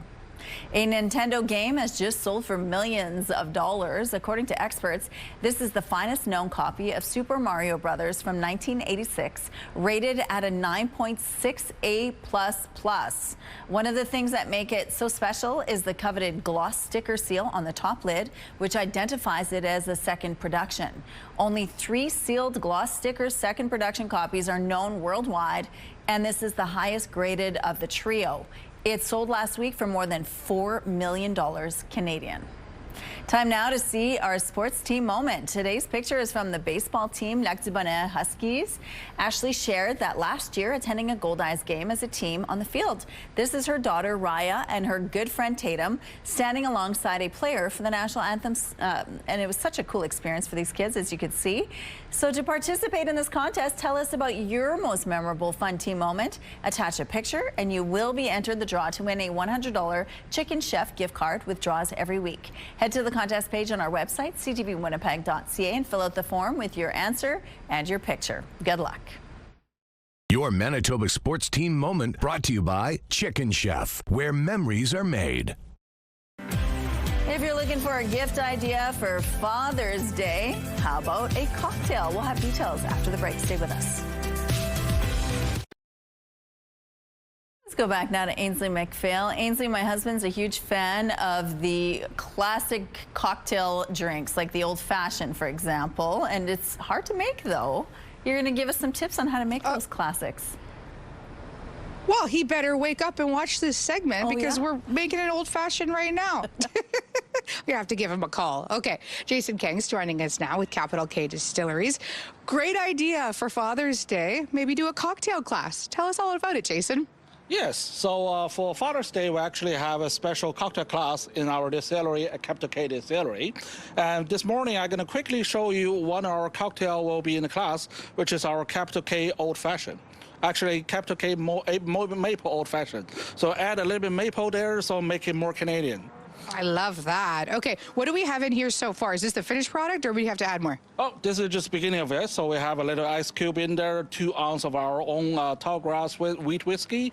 And next one, we're going to drop a little bit, like a 1/4 ounce of maple syrup, whatever your favorite brand is. Just a little bit right there. And just a couple dash of orange bitter. Just right there. Oh. Sounds like a really good balance of flavors. Yes. So I have a little bit sweet, a little bit bitter, and then have orange. And of course, the base is our own tall grass wheat whiskey. So give a quick, just stir mixing here. And to finish, we'll actually top with a orange peel as garnish. The key is actually to squeeze it. So you got that fun, tasty juice right there. I love that. Okay, so if unfortunately for some reason I'm not available to head to that class, there's gift ideas as well. Yes. So first of all, the class, if you can head into that one, we actually have about 2 classes per month. So you can find more information on our website or go to Eventbrite to find more information about it. And if someone wants a private event, you can just contact us by email and set up your own private class. So anywhere between 6 to 14 people, and we'll tell you more detail when you send us the emails. Oh, I love that. I don't know if it's just because I'm a girly girl, but I love this pink one. What are we dealing with? Okay, so that one is actually a brand new product line which just came up with. The flavor is more like a, what do we call it, a classic flavor, classic hard candy. So that one we have here is a pink lemonade. It tastes just like a lemonade. It's really good. And we also have something like a cherry vodka and grape vodka. Tastes just like a hard candy. We're out of time. I'm so sorry. Okay. But I hope Mr. Rochelle's listening. Yeah, you know what? It looks good. He might like that. Absolutely. Thank you, Ainsley. And it's a good day to maybe have a cocktail on a patio today. Yeah, exactly. Get outside, enjoy these conditions. Lord knows we've been waiting for them long enough. It felt like a pretty punishing spring and winter. It's finally feeling inviting out there. 11 degrees currently, lots of sunshine unfolding across the city. You can see a good amount of cloud coverage there, but many other areas of the city are much clearer. Winds out of the west-southwest. Barometric pressure is falling. Humidity sits at 80%. So yes, pretty cloud to start us off. off. There's kind of a disturbance here or there, most notably there in more central regions up over the Red River Valley. For the most part, not going to amount to anything. It's looking like a pretty lovely day ahead, especially for us here in Winnipeg. We're going to start with really clear sunny skies, and then from there we'll start to see the clouds build slightly into the late afternoon. Highs of 23 degrees alongside some pretty favorable winds out of the west at 20 kilometers per hour. And then overnight, slight shift. Temperatures sticking decently warm, 11 degrees, still in the double digits. Winds ease a little bit out of the south at 10 kilometers per hour. Then there is a system pushing in from the west, bringing a slight chance of rainfall and thunderstorm activity. But that chance does intensify into tomorrow. 60% shot of getting a little bit of activity out there, but for the most part, it's likely going to be a mix of sun and cloud with cooler highs at 19 degrees. We have mostly a very lovely, very sunny and warm rest of the week to look forward to, with, of course, you can see the exception there. Thursday, lovely, 21 degrees, still a bit cool for this time of year, lots of sunshine. And then Friday, good chance of some rainfall moving in overnight, blanketing us in some rainfall into Friday, but we clear up nicely into the weekend.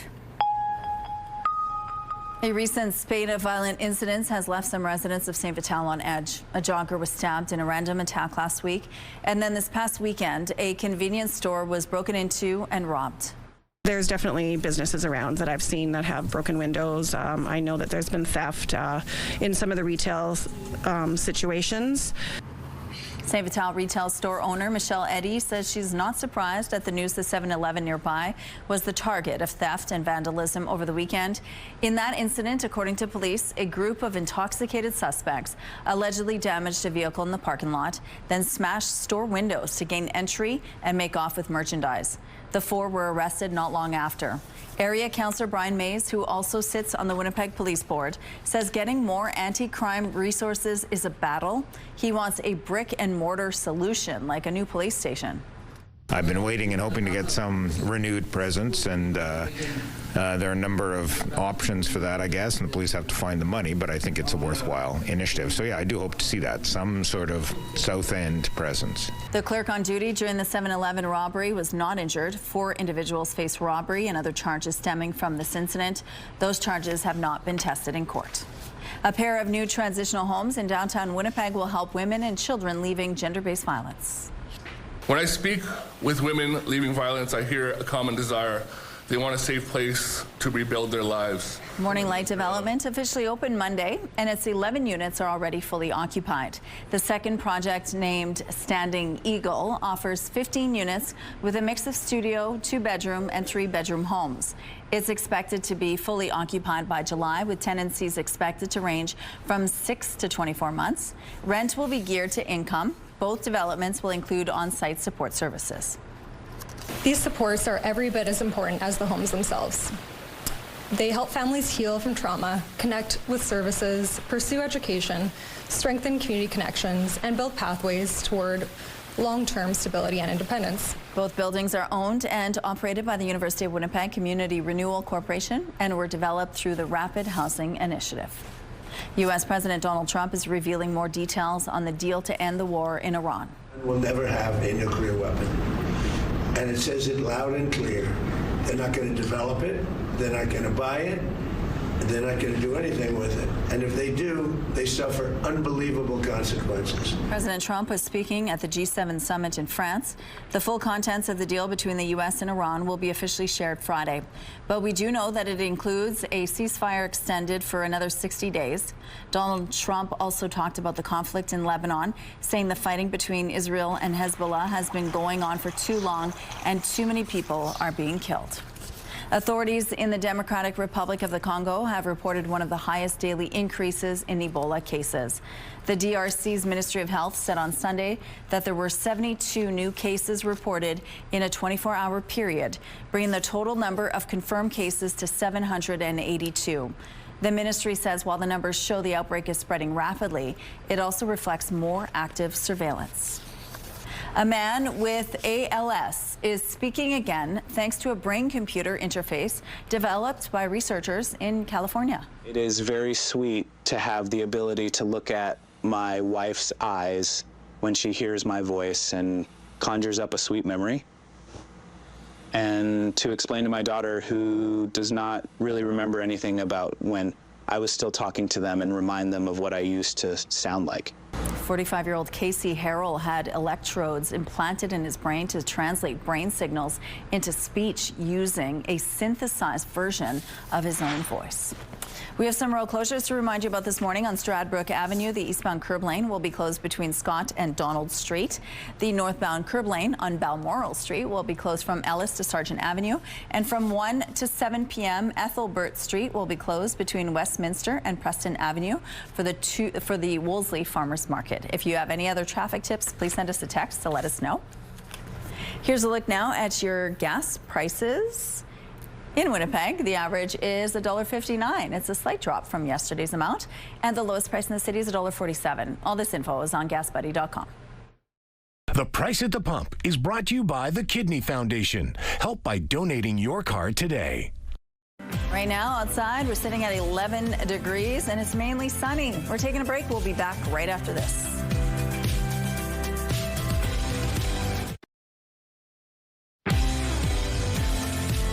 Wow, we are soaking up the sunshine in downtown Winnipeg to kick off this Tuesday. 11 degrees, lighter winds. Pressure is falling this hour, humidity at 80%. Yeah, yesterday was a bit of a gloomy start. Different story today. Much of the province waking up to a pretty sunny day ahead. Not a lot to show you on our radar. A couple disturbances flickering here or there, likely not amounting to anything with the exception of the northeast. You can see on our futurecast as we pull out, we get a better sense of the rainfall headed your way. In fact, there's already some mist in Churchill. So you can see that system there while we're waking up to those clear skies. A little bit more overcast in the northwest, but the skies will clear out decently into the afternoon while we get a little bit more cloud coverage into the afternoon for us here in Winnipeg, the surrounding Red River Valley areas in and around Brandon. That rainfall staying pretty dogged and determined, not moving around too much overnight. Could be a rainy day and evening ahead to areas in the northeast. Again, Thompson in and around that neck of the woods. While we start to see a couple clouds build here in southern Manitoba. And let me move out of the way. We've got a couple of very unorganized, better word to use, systems pushing in, bringing a chance of some rainfall and thunderstorm activity overnight to southern Manitoba. So in and around Brandon and Dauphin could be a stormy evening and day tomorrow. And then as that clips over, we could still be getting a stray shower or thunderstorm or two here in Winnipeg and again the surrounding Red River Valley. So if we do not get the precipitation, a mix of sun and cloud, if we do, we should still get a pocket or two of sunshine, and those showers and thunderstorms will be pretty disorganized. But again, talk about dogged and determined, that rainfall continuing in the northeast, that system not wanting to move too much. So yes, a couple of rainy days ahead for you. Overnight tonight, that's when that rainfall could be kicking in for us. 11 degrees and then 19 with that chance of rainfall and thunderstorm continuing. But look at the weekend. It's looking gorgeous and above seasonal. Thank you, Catherine. We're going to go back now to Ainsley. We're talking about Father's Day, and you're going to introduce us to super fans, father and son, that hang out all the time at Jets games. Good morning. Well, that's what it's all about, isn't it? Making those memories with Dad. Jeff and Jack Einfeld join me now. And when it comes to the Winnipeg Jets, you guys have been doing this for how long now? 16 years now. Okay, so tell us about that journey and why it's been so meaningful for you guys to do this with your son. It was something we just started as the team was coming back, and we wanted to support them. And Jack and his brother Cooper, a little younger, and really took to the game, the excitement of the game, and it's something we bonded as a father and son and also as a family, and have been doing so every season for almost, well, obviously 16 years, but and it's something we still do and fully enjoy and watch road games together and all that. Like, we just love the Jets. And I'm sure people at home watching can resonate heavily with this. It's truly so special. What are some of your fondest memories? One of my fondest was Game 5 against Minnesota in 2018 when we won to go into the second round for the first time. I had one of those weird Patrick Laine beards. I was in my full white gear with my dad. And after went to Portage in Maine, and we're one of like maybe 30 people just celebrating, and that one has always been pretty special for me. And these are things you'll remember for the rest of your life. Is it really neat too when you're out at the games to see other younger fathers and sons and perhaps think of your own childhood? Oh yeah, for sure. We always bring it up that it's like, oh, that's gonna be a little Jack, or like father-son duo more throughout. And yeah, it's always cool. It's seeing new fans coming in, and yeah, always great to see. I know it's the summertime now, but so we've got quite a bit of time before we're back at training camp and all that. But do you have any hopes for future father-son memories? Well, we'd love to share and watch a Stanley Cup together here in Winnipeg would be probably the best thing we could hope for, but just continuing on this trajectory. It's been a fun journey with this team and this very, very impressive young man. It's just bonding time, and we enjoy it. We enjoy Gold Ice games as well, and it's something I'd like to continue doing for the foreseeable future. Thank you so much. Dad's a Winnipeg. I have to go to a sporting event and just soak it in and enjoy all of it. Back to you. Thank you, Ainsley. A professional independent baseball league that got its start in Canada more than a century ago has so far only included teams from Ontario. Now a city outside of that province wants in. CTV's Paul Hollingsworth on the push and the cost. The Canadian Baseball League, with all 9 teams currently playing in Ontario, is looking to add a new team in Halifax by 2028. It's a great sports market. A market that doesn't have professional baseball. CBL Commissioner Ted Callanans hopes to recruit a local ownership group to pay the $1 million expansion fee, plus the cost to renovate and upgrade a ballpark to league standards. This concept has worked in much smaller markets if it's run well.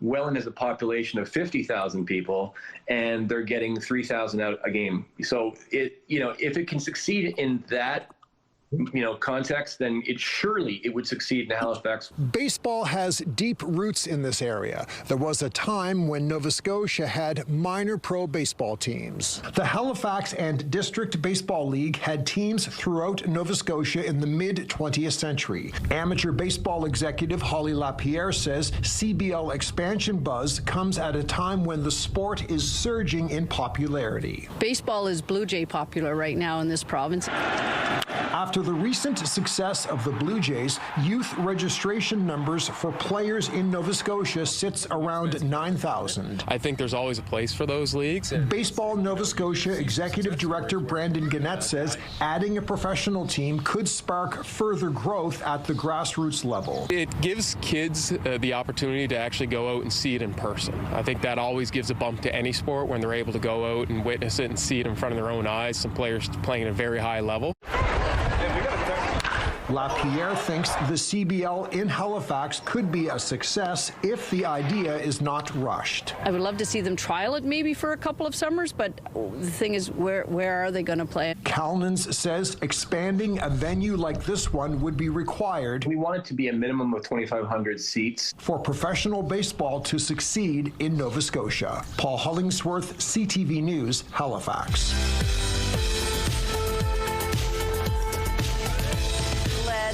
Celebrating a milestone today. Happy 10th birthday, Reet. Love from Mom, Dad, Yasmin, Zoya, and the family. Happy 23rd anniversary, Barney and Quincy, Vaughn, Boston, Daxon, and the gang at North 40 Ranch, and Buddy, of course. Happy birthday to brother Curtis from his siblings, his kids, and his grandkids. Happy 40th birthday, Dustin. Love from your family. Happy birthday, Olin. Love Grandma V, who says you're a teenager now. Happy birthday to Rex from your favorite brother-in-law. And a happy birthday to Marshall with love from your family and friends. To submit your milestone, visit our website, ctvnewswinnipeg.ca. Fill out the form at least 2 days in advance.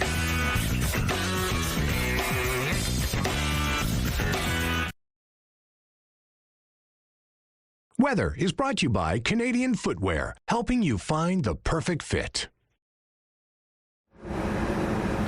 It's looking to be a decent day in terms of our temperatures. 23 degrees, a smidge off what's typical, and actually a few degrees off even from last year, 25.7. We were living large in 2025. The wind is actually picked up currently in Winnipeg downtown, and it's clouded over a little bit. I was maybe feeling a bit too cocky about our chances at a clear sunny day, because yeah, just a little bit more gray than when it was the last time I checked in on here. Winds are out of the west-southwest, messing up my hair this hour, and the temperature at about about 11 degrees. The wind does have a bit of a bite to it, so you probably should have a better jacket than I do. Pressure falling, humidity sitting at 80%. So sorry, folks, to be fussing with my hair. Let's start in the northeast, where we've been chatting about some rainfall likely headed your way today. Already a bit misty in Churchill, but it's looking like rain could be coming off and on throughout the day and overnight to areas in and around Thompson. Temperatures there a bit cooler in the upper single digits to low teens. Different story even to the northwest, in and around the Paw, Norway House, Flin Flon.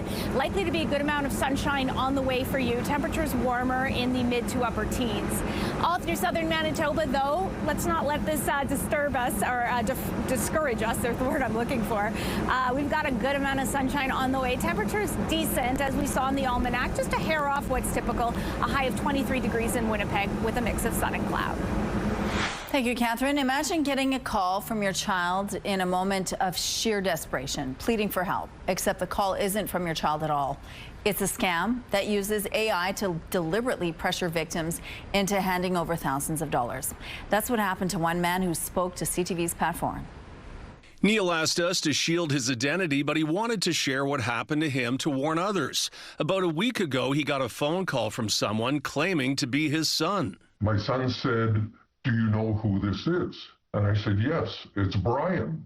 He said, "That's right. I thought I was talking to him because it was his voice." The caller said he had been in a serious car accident and was facing charges for talking on his phone while driving.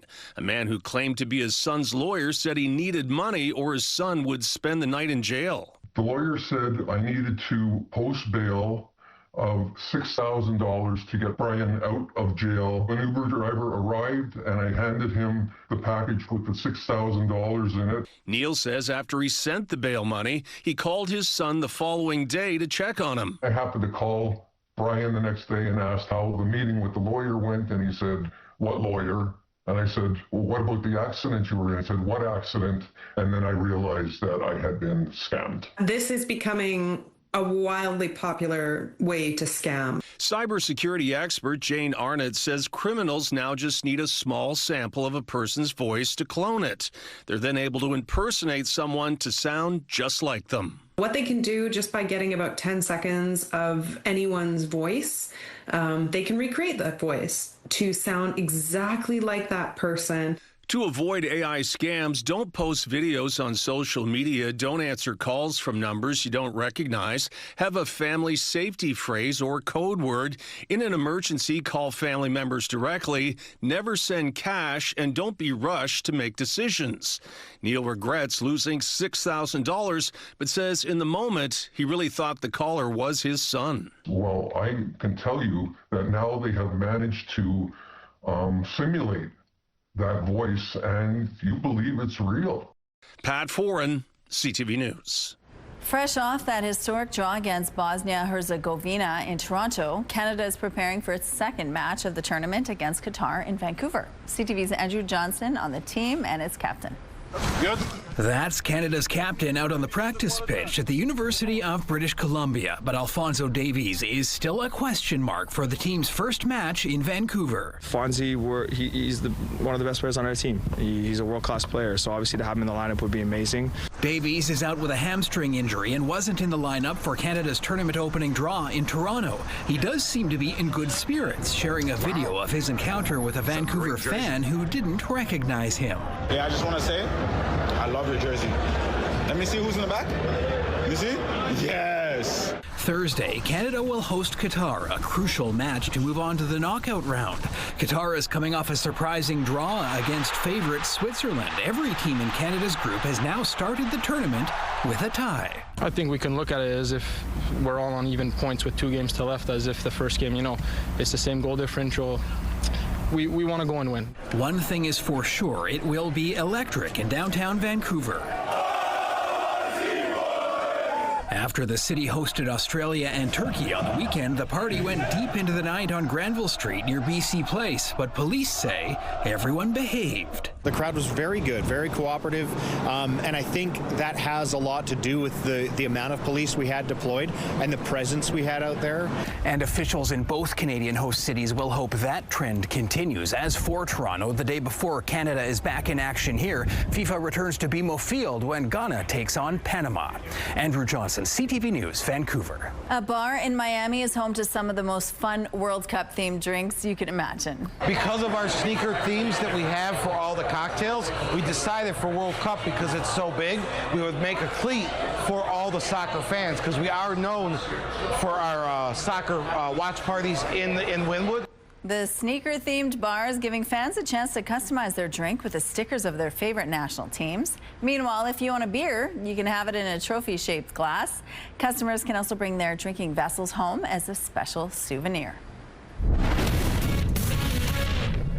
Welcome inside the Sports Center newsroom. I'm Matt Scooby with your must-see moment from Monday. For it, we head to Busch Stadium. Padres taking on the Cardinals. Alec Burleson at the dish, going to send the ball to deep center field, but watch Jackson Merrill wait, then leap at the wall to rob him of a home run. That is a great catch. Merrill taking one away from Burleson. That is your must-see moment from Monday. And today on TSN, our exclusive coverage of the FIFA World Cup continues, beginning with France's opening match of the tournament against Senegal. Kickoff scheduled for 3 Eastern, noon Pacific on TSN, CTV, and Crave. That's all from the Sports Center newsroom. Have a great day.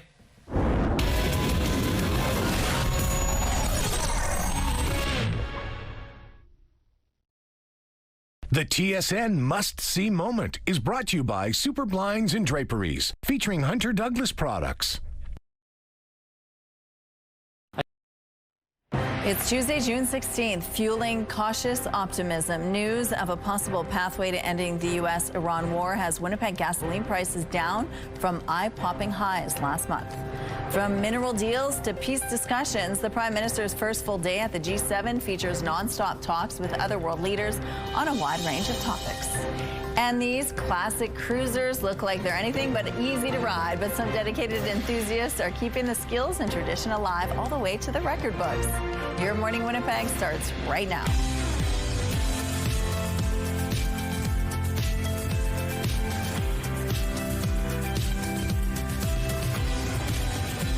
Good morning. Happy Tuesday. It's 8 o'clock. Thank you so much for being with us here on Your Morning Winnipeg. Now, Shared Health is offering a mental health supports program to frontline workers like firefighters, paramedics, police officers, that kind of thing. And it's easily accessible and it's also free. And it's called PSP Rise. We're going to find out a little bit more about this program and how it works and why it's needed at this stage in their careers. But the weather, it's lots of sunshine today, not as cool either. Yeah, absolutely. And if you need a little bit of a pick-me-up today, we know that lovely weather can help boost our moods, especially when we go through so many months without that beautiful sunshine, without the vitamin D. But we'll be getting a good supply of it today.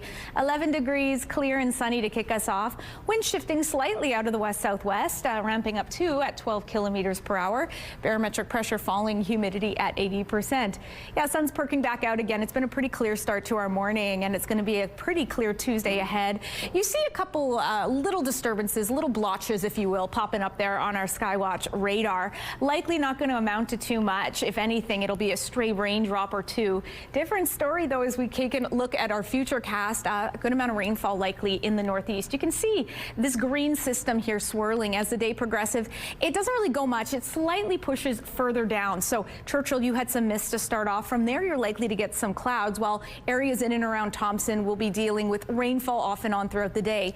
We start to see a little bit of cloud coverage build here, and we're keeping our eye to the west, where this kind of diagonal little cluster there of rainstorms could be moving in overnight. So there you see it clip on through into Saskatchewan, and then by the evening, it does seem to skirt us a little bit, but there is a slight chance of rainfall and thunderstorm overnight in southwestern Manitoba and for us here in Winnipeg, while there's still that rainfall continuing fairly organized in the northeast, clouds throughout the rest of the region.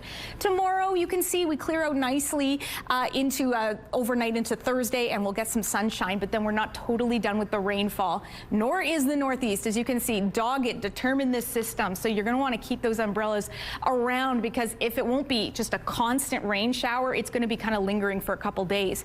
23 degrees for us today, 24 is what's typical. Tomorrow, with that threat of rainfall, we take a dip and we recover nicely on Thursday.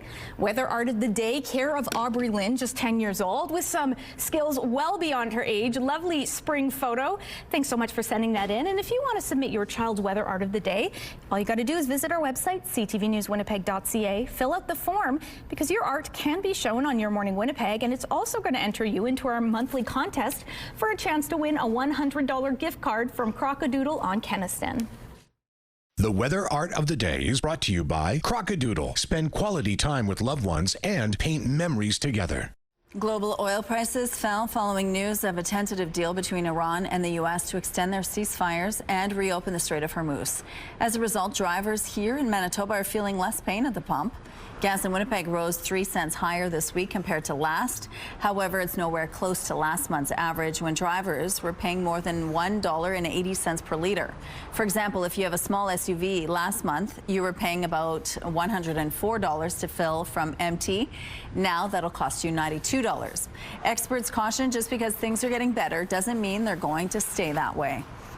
So things are quite volatile in terms of the political situation. So if it looks like there is a real enforceable deal and the strait is opened, then I think people can be quite optimistic about gas prices going forward. But as you mentioned, there tends to be an increased demand in the summer. People tend to drive a little bit more, and so that tends to increase prices a little bit. It could take months for oil prices to stabilize. Energy experts say companies are waiting to make sure the peace agreement between the U.S. and Iran actually holds. Prime Minister Mark Carney has been busy on the first full day of the G7 summit in France. In the past few months, we've signed a couple of very important critical mineral deals, which was one of your priorities from minute one. This morning, Carney met with Italian Prime Minister Giorgia Meloni ahead of a day full of meetings. He also met with Ukrainian President Volodymyr Zelensky following a working session about building peace for Ukraine. Prime Minister Carney will also sit down with the leaders of the United Arab Emirates, India, and South Korea. The conflicts in the Middle East and a deal to end the war in Iran are expected to be discussed. The summit will include a special session about Iran, attended by the leaders of Egypt, Qatar, and the United Arab Emirates. 12 students are in stable condition after they were hurt during a field trip at a BC water park. They had burns. What we heard is that they were electrocuted. They grabbed the bar outside and they couldn't let go because they were getting electrocuted. The children were hurt at Cultus Lake Water Park near Chilliwack. They were waiting in line for a ride. It's believed some of them had their hands on the metal railing when a possible electrical incident happened. The injuries are considered serious but not life-threatening. The park will remain closed while provincial officials investigate. A cycling club dedicated to the penny farthing has broken 4 Guinness World Records.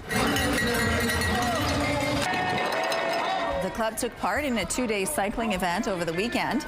Its founder, Neil Lafton, broke the record for riding the largest penny farthing, while other records broken include riding the smallest penny farthing and the fastest 100 meters on a penny farthing while cycling. All right, here's a look outside now at what's going on Pembina Highway. Looks like things have really picked up in this part of the city, but overall it looks like things are moving well. We have no issues to tell you about in this part of the drive. Let's go now to Ainsley. We're talking about Father's Day and some gift ideas for Dad. Good morning. And what's better than something local, Rochelle? The Locals is a spot that you could go to. Amy is joining us now to tell us all about it.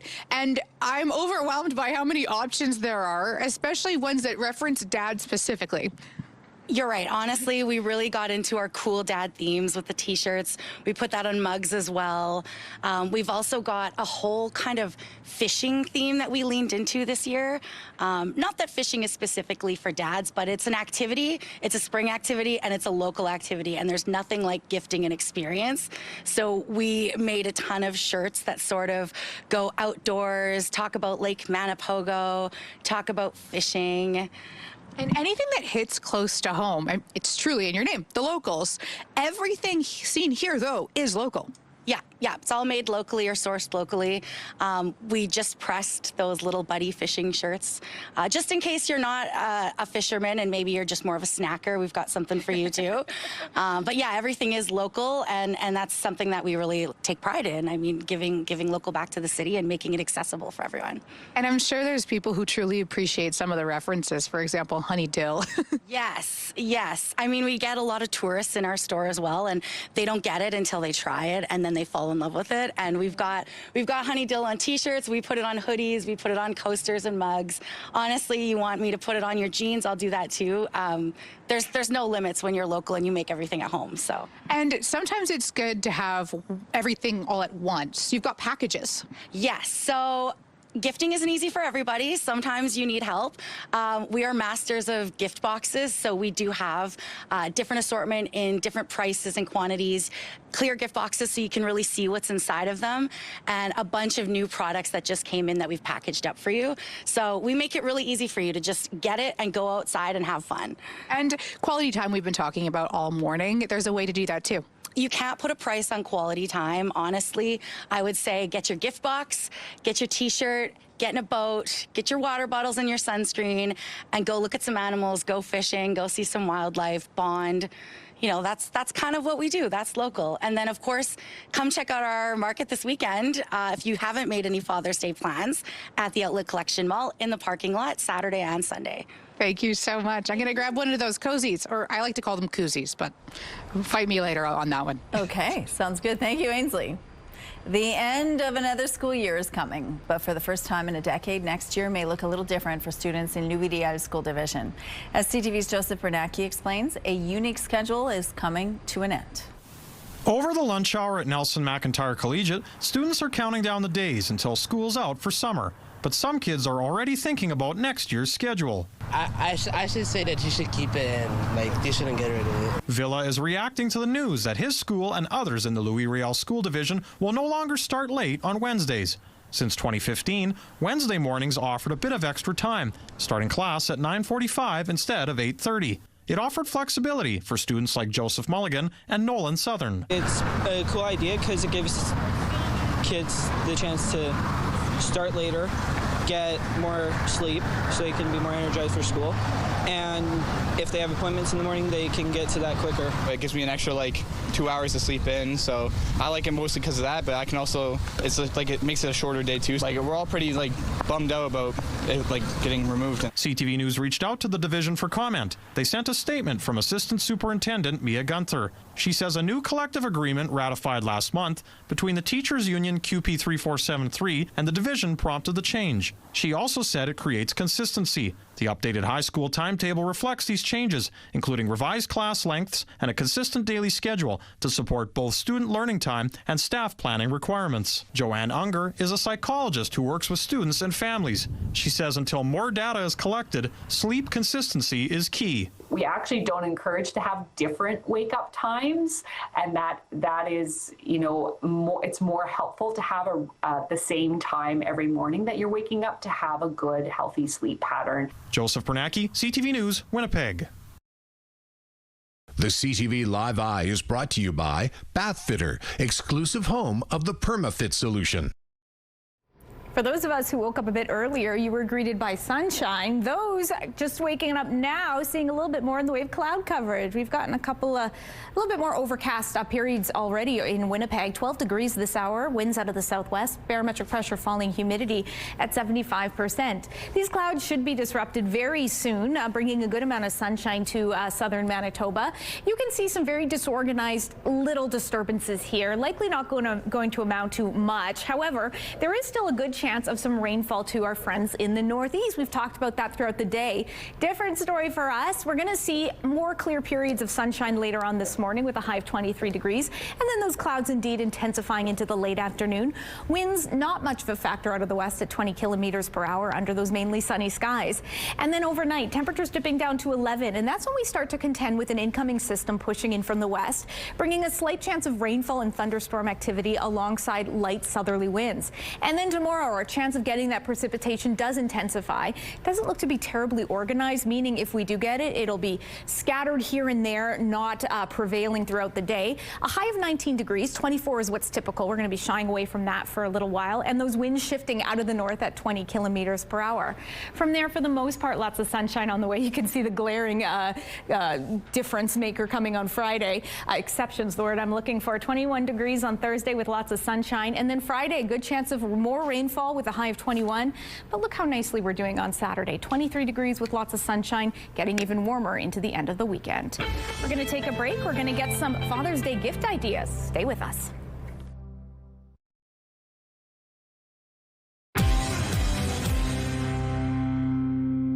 Good morning. A man with ALS is speaking again thanks to a brain-computer interface developed by researchers in California.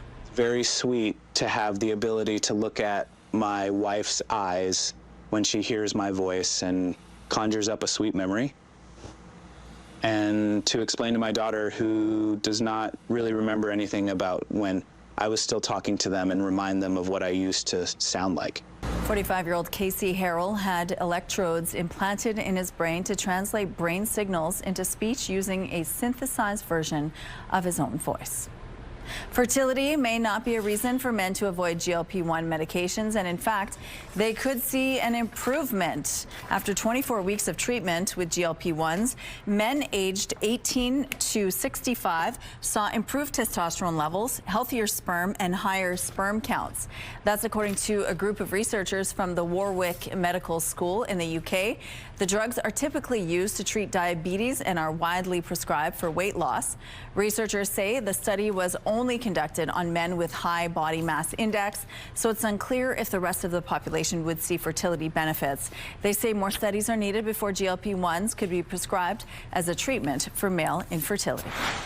Father's Day is on Sunday, and if you're looking for a unique and stylish gift, the Haberdashery Guys and Girls store may have something in stock perfect for Dad. And joining us now is the owner of the Haberdashery, Luke Nolan. Good morning, Luke. Oh, Rochelle, thank you for having me. Well, thank you so much for joining us. You brought so much merchandise. I'm so excited to dive into all of these items. Cool. But first, let's just talk about Father's Day. Do you typically get really busy at this time of year? Yeah, people come in. Sometimes they're desperate. Yeah. I need something for Dad, but sometimes they have something in their head that they're looking for their father, and hopefully we can provide that. And now you're here, so you can put a reminder in people's minds that it's the time to think about what to get for Dad at this time of year. And so what kind of merchandise do you have? We see a lot of hats here, but that's not all you sell, right? Yeah, I mean, our main deal is hats. That's what we do, but we have other accessories like scarves and sunglasses and things like that, stuff that Dad would really like. Okay, and so and you have been around for 24 years. Yeah, almost. Which is amazing. Congratulations on that. You try to find locally made products to sell, right? Yes, I deal with a local manufacturer here in Winnipeg, but everything we buy is out of Canada for sure. That's amazing. Okay, so there are so many options. Where do you want to start? Well, I mean, we have function and fashion. So we've got fedoras that come in an array of colors and bowlers, but then we have the functional thing. If you're going canoeing, camping, that kind of thing. Yeah. Straws are really popular right now. Breathes well, perfect for summer, the beach, patio, that kind of thing. What if your dad is not a hat dad? Is there a hat that is a good starter for Dad? I think especially in the summer heat, a straw hat is a good way to start. We got to look out for the UV rays and things like that, and we can do that and throw some fashion into it as well. Okay, and so what's really one of the main fashion themes that you're seeing this season? Well, it seems like with grads and weddings coming up, fedoras are the hot ticket right popular, now. Eh? Yeah. They look it's our sharp, biggest though. seller. I love that look. Yeah, also the ivy cap, like we see here, this is a great alternative to a basic baseball cap, and a lot of guys are going to this kind of thing. Too. It's really nice. Yeah, and we have all colors, sizes. Sizes can be an issue, but we're a hat shop. We've got lots. Okay, and so what do you typically see starter dads looking for if someone has no idea where to get started? I usually recommend an ivy cap or maybe not a high-end fedora, but maybe like a linen or something like that in the way of a fedora. We do very well with those. In 24 years being in business, what sort of patterns have you seen? What trends have you seen in this market? A lot of times it's what the celebrities are wearing, or what a current movie that's out right now, a period piece. Some people want the Peaky Blinders look or whatever. They're looking for a costume item, and we try to get every sort of style that's out there, but hopefully we can accommodate that. Okay, so if someone's watching right now, they're thinking, you know what, this is exactly what I want to get. Where can they find you, and how much time do they need to get a great gift for Dad? Well, we're 11 to 6, Monday to Saturday. 694 Osborne Street, right next to the Park Theatre. Okay, anything else you want people to know? No, come on out. We'll treat you right. Okay, that sounds great. And if you want more information, of course, we have a link on our website as well. These are all great. Thank you for sharing these with us. Thank you. Thank you. I wish I had some headwear right now because the wind is wreaking havoc with my hair. It feels like it's starting to pick up. In fact, it has since last hour. It's out of the southwest currently at 17 kilometers per hour. Currently at 12 degrees. Some denser clouds have rolled in the last half hour or so. It was very sunny here earlier this morning. Pressure is falling. Humidity sits at 75%. So much of the province likely to deal with a good amount of sunshine today, southern Manitoba included. However, there is a slight risk of some rain, very slight. We showed you those disturbances on the future cast. If it's going to be any sort of rainfall, it'll be very scattered, very minimal. The northeast, totally different story though, a separate system altogether, bringing a pretty strong chance of some rainfall off and on throughout the day. Thompson, I know your conditions have been reported as misty. You're likely going to stay in the clouds while in and around Thompson, as mentioned, rainfall. To the northwest, a good amount of sunshine for you. Temperatures in the teens. And then for us here in southern Manitoba, warmer temperatures, close to seasonal. 23 in Winnipeg, 24 is seasonal for this time of year. We'll call it a wash.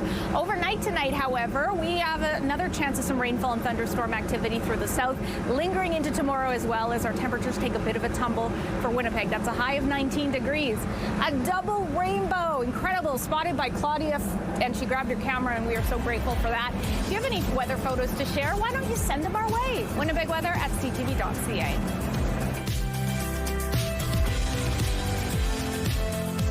Weather is brought to you by Garage Masters, your complete garage specialists.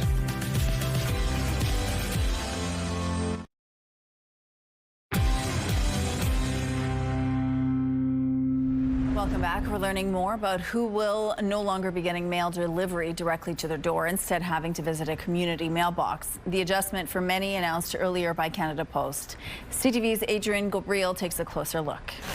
The convenience of door-to-door Canada Post mail deliveries are quickly coming to an end for millions of Canadians. More of these community mailboxes are coming to a neighborhood near you. These changes are very important to secure the future of the post office. This week, Canada Post revealed its plans to build neighborhood mailboxes in an additional 37 Canadian communities, affecting more than 485,000 homes in 2027, as part of the Crown Corporation's plan to return to financial self-sustainability. Canada Post says they're beginning by targeting neighborhoods where community mailboxes already exist nearby. Here in Ajax, Ontario is one example. Behind me, those homes are on the list to be converted. Across the street, there's a newer housing development, and centralized delivery already exists. We are doing some groundwork right now to find the best site. Accessibility, especially during winter months, are top priorities for urban planners. There isn't a set of standards around how far is reasonable in terms of what is the distance that these mailboxes should be placed from homes. For single-family dwellings in big cities, one planner believes building the boxes near public transit could be an option. Bus stops already have to be, cleared of snow, cleared of ice. About 75% of Canadians already receive their mail at a community mailbox or a centralized location, though the Crown Corporation still recorded a loss of $205 million in the first quarter of this year. As Canadians, we have a say. The plan to end door-to-door mail delivery simply doesn't sit well with postal worker Wasim Khan. There is a solution to the fiscal problem of Canada Post, and it's not the short answer, lowest hanging fruit, which is cutting services to Canadians. Khan says he and many of his Canada Post colleagues believe the Crown Corporation should be looking at more forward-thinking growth initiatives. I think postal banking is a big solution. I think being able to provide same-day delivery could be a solution. Though it appears the Postal Service's plans are already signed, sealed, and set to be delivered. Adrian Gabriel, CTV News, Ajax, Ontario. New research suggests the type of liquid you take with pills may have more of an impact than people realize. The researchers in Hungary found that some alkaline or mineral-rich bottled waters can weaken the protective coating on some pills, causing medications to release too early and potentially reducing their effectiveness. The study says drugs designed to dissolve in the intestines, including some anti-reflux and anti-inflammatory medications, are typically formulated to be taken with regular tap water. Researchers are now calling for clearer guidance on which liquids are safest to use with oral medications. Researchers in Japan want to track the movement of manta rays, and they're enlisting help from local divers. Okinawa is one of Japan's best known and busiest manta ray habitats. Divers are helping researchers tag manta rays to track their movements. Early results show reef mantas stay close to the islands, while ocean mantas go much deeper. One was tracked at more than a kilometer underwater. Here's a look at what's happening now in traffic along Notre Dame Avenue. It looks like things are moving quite nicely over here. We have no issues to tell you about in this part of the city. We're taking a break. We'll be right back.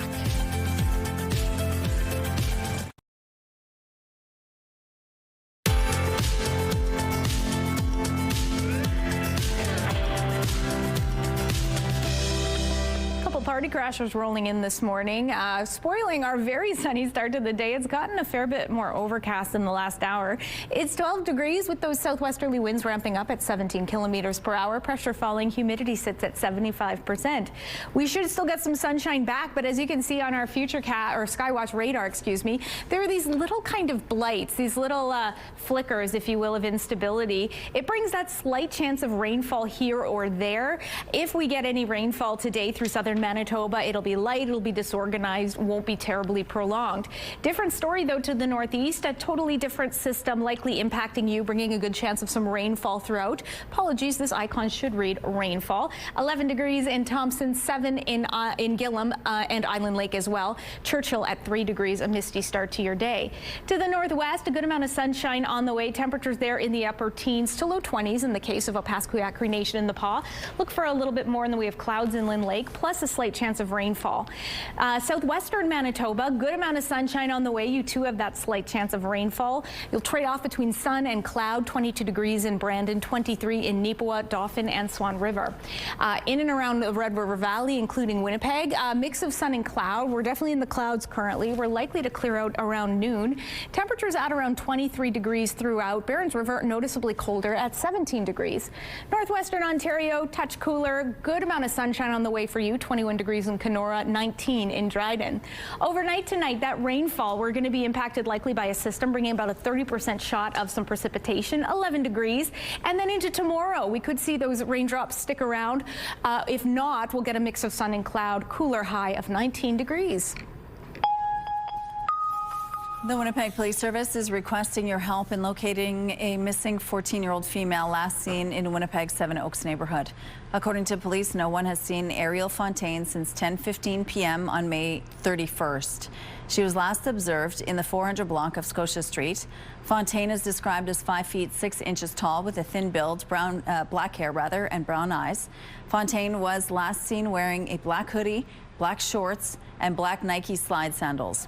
The Winnipeg Police Service is concerned for Ariel Fontaine's well-being and is asking anyone with any information regarding their whereabouts to contact the Manitoba Integrated Missing Persons Coordination Center at 204-986-6250.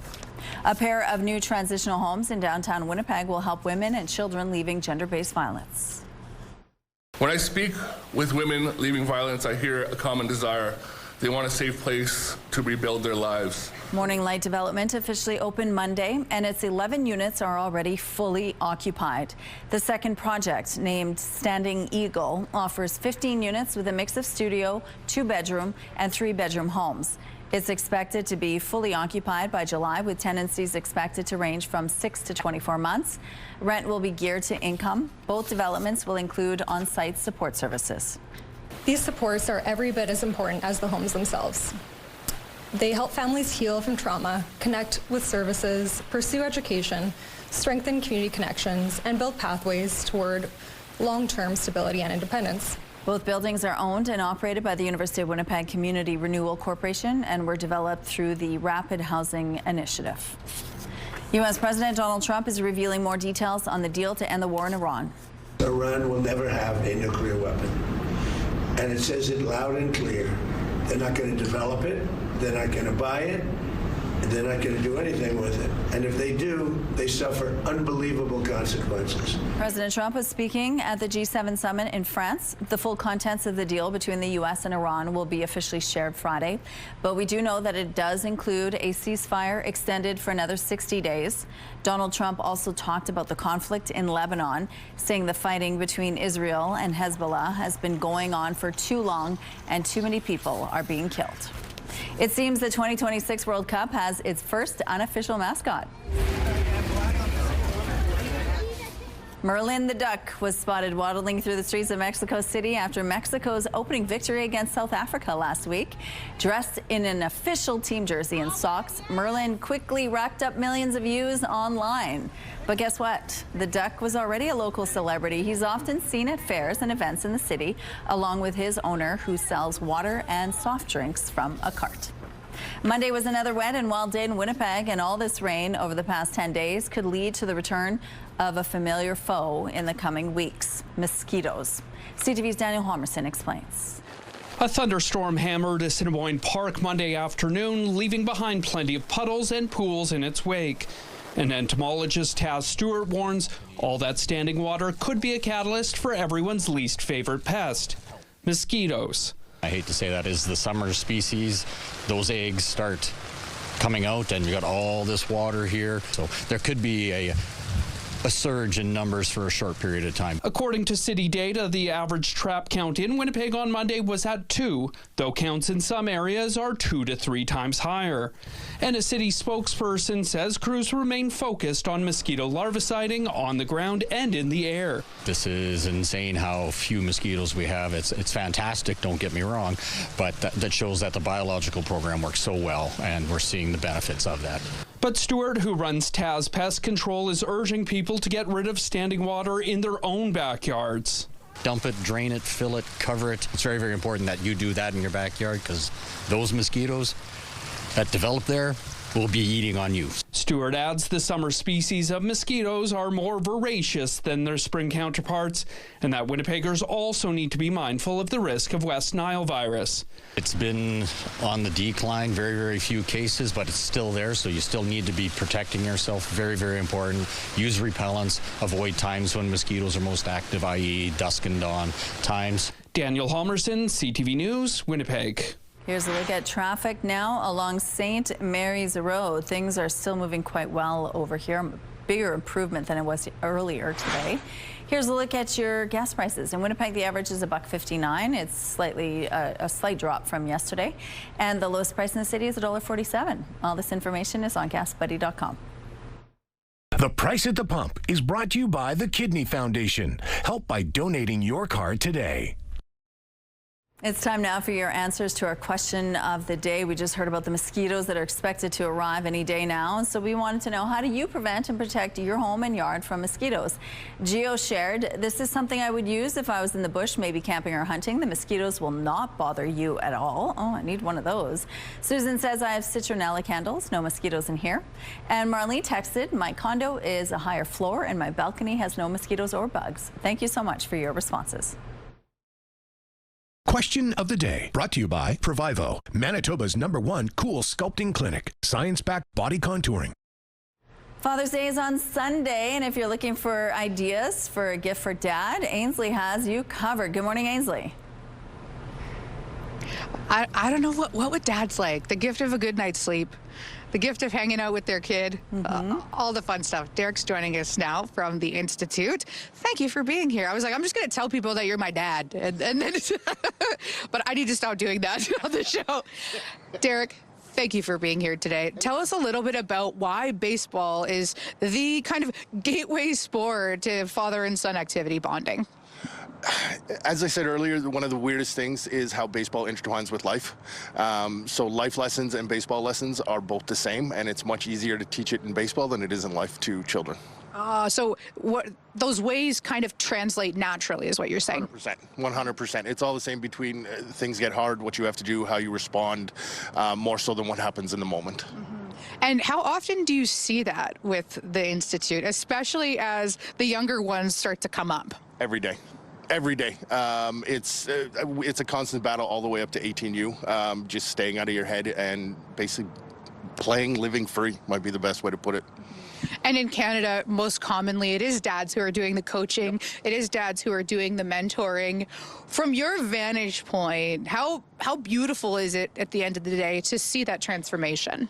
Oh, it's fantastic, especially seeing dad coaches getting involved and learning the sport at the same time their children are. It's, like I said before, it's one of the more beautiful things you can actually see. And Father's Day coming up. You're a dad yourself. Tell us about some recommendations you'd have for, baseball activities with dad or just getting the kids involved in sport. Baseball activities for dad, great part about baseball, you just need a field. You can go and play wherever you want to. It's a great thing. Just getting involved in sports, you know what, for kids' confidence and things of that nature, it's one of the best things you can do. And, well, the Institute allows people to make it accessible. 100%. And it's also one of the things we strive for is learning to love the game as you learn to play the game. Beautiful. All right, we got about 15 seconds. I'm just going to sing Cats in the Cradle for the rest of the time. Nice. Please don't. Okay. Thank you, Ainsley. Let's go up to the rooftop now. A little bit breezy out there, Catherine. Cats in the cradle and the silver spoon. Yeah, it is. You're right, Rochelle. The winds have picked up. My hair is not happy. We do have a little bit more clouds joining us as well. A smattering and a little bit cooler, a bit of a bite to that breeze. 12 degrees out there. Winds, as mentioned, out of the southwest at 17 clicks. Pressure falling, humidity sitting at 75%. So we were showing the radar there, these like little glimmers of green all throughout the Red River Valley. That's bringing that very outside chance of some rainfall. That came yesterday, as we saw. We had that really fast and furious little bit of rain coming down. I felt it when I was at the mall yesterday afternoon. It's looking like we could still see the outside chance of some rain, but for the most part, it's likely to be sunny throughout southern Manitoba. Winds strongest likely to be out of the west around noon at 20 clicks. Excuse me, folks. Temperatures peaking in the low 20s. For us here in Winnipeg, that's 23 degrees. 24 is what's typical. We've been talking about the rainy corner of our province, as we're calling it, the northeast. In and around Thompson, Churchill, you could be dealing with a good amount of rainfall off and on throughout the day, continuing overnight. While we too have the chance of more rain overnight and into tomorrow, temperatures dipping in Winnipeg with only a high of 19 degrees, but sunshine on the way for the weekend. Let me go take a drink of water. I clearly need it, but so much more to Your Morning Winnipeg still to come. Weather is brought to you by Mr. Lube Plus Tires. Same-day oil and tire changes.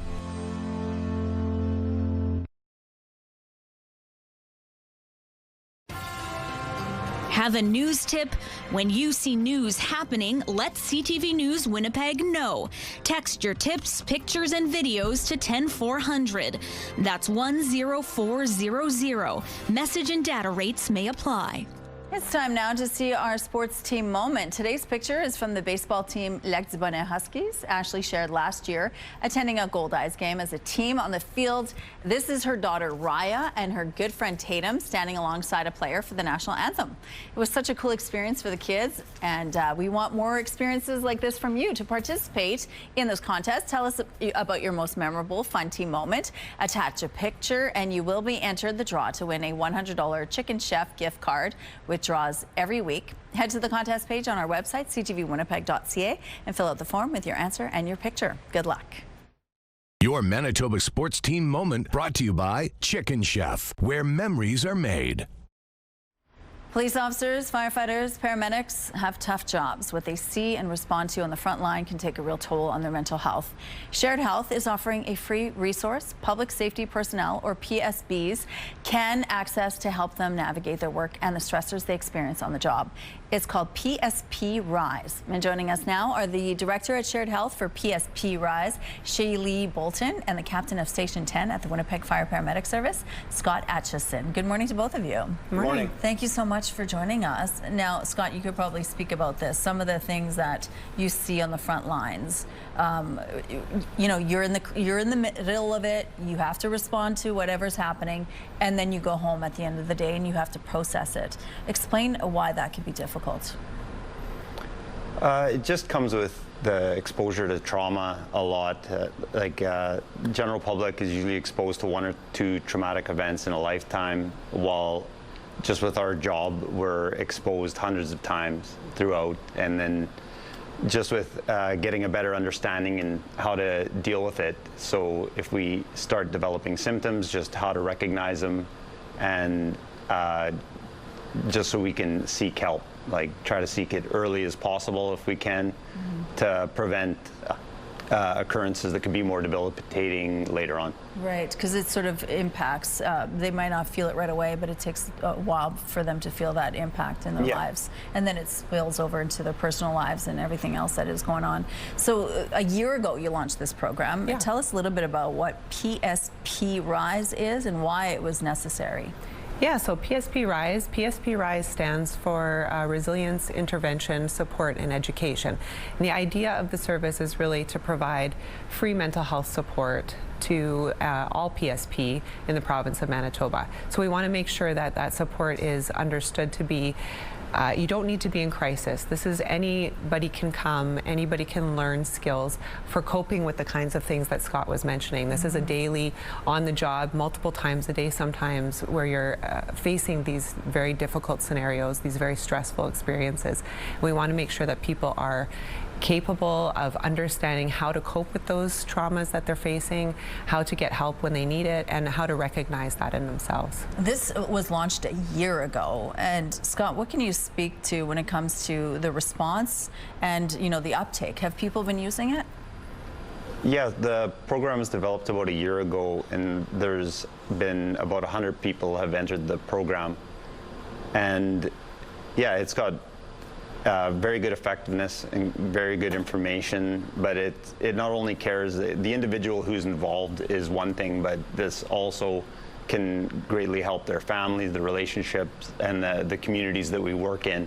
So it can help a lot of people just with the exposure. So it's encouraging to see this, that it is doing the job that it's intended to do. Let's talk about how it works. There are online resources, it's free, it's accessible at all times, and you don't need a referral, right? How does it work? Yeah, so anybody can self-refer to the service, or they can be referred from a family doctor or anybody in the community. They can access the service by signing up. They register, and then they can choose what they're interested in accessing. So they can access something like some online supports. We have a web course where they can learn coping skills, tools to put in the toolbox, and do that on their own time and on their own schedule. Or they can go all the way up until meeting somebody one-on-one individually for more intensive evidence-based psychotherapy. So they get to choose what their pathway is. They can choose how much, how little, when, and the idea is to really make it flexible. The other aspect of the service is really around navigation, because we know there's a lot of information out there around mental health and how to improve your mental health, what's good things to access, and we want to make sure that we're navigating that with people.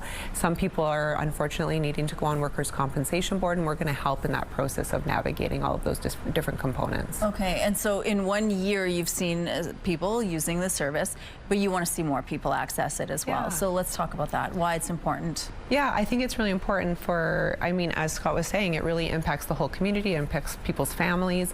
We want to make sure that people are aware that this is a resource, this is a tool, this is something that you can reach out for support, and we want to make sure that it's really accessible to everybody that's ever been a public safety personnel. So that includes people that are former members, people that are retired from the services, and of course the people that are actively on the job right now. And Scott, as captain, have you had some paramedics and firefighters approach you asking or telling you that they're in need of help right now?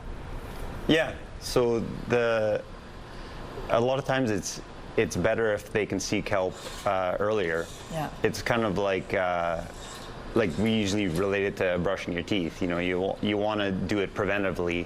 You don't want to, brushing your teeth for 5 hours when you get a cavity is not what you want. So we try to make sure that they understand what to look for. Their families, we do family evenings too, so the families understand what to look for in their members. And then to get them the help that we need, it can be as easy as information or helping them navigate, and then right up to getting the clinical help available for our people if they have more serious issues. Okay. Yeah. Well, if you want more information, we do have a link on our website where you can access this service. Thank you so much to both of you. Thank you very much. Thank you. Bit of a gloomy end to our show here. We started off on such a sunny note, and indeed those clouds have rolled in. It's 12 degrees. The winds out of the southwest at 17 kilometers per hour. Pressure falling. Humidity sitting there at 75%. Should get a pocket or two of sunshine, but as we've last checked in on our radar, we are still seeing those little glimmers here, those kind of upstarts that can happen, causing some rogue rainfall here or there. We could get a spare raindrop through southern Manitoba today, but for the most part, we're going to stay fairly dry. Maybe a mix of sun and cloud. 23 degrees is what we're looking at for a high. 24 is what's typical. Overnight, 11 degrees, and we get a stronger chance, about a 30% shot of some rainfall and thunderstorm activity, and that could linger into tomorrow with a bit of a dip in our temperatures, 19 degrees. We're going to take a break, but your videos of the day still to come. Don't move. Rooftop arrangements provided by Lacoste Garden Center. Salon services provided by Essentique Spa Salon. Well, we're going to wrap things up, but before we do that, we're going to show you some fun video. This man's new hat reminds his wife of just one thing.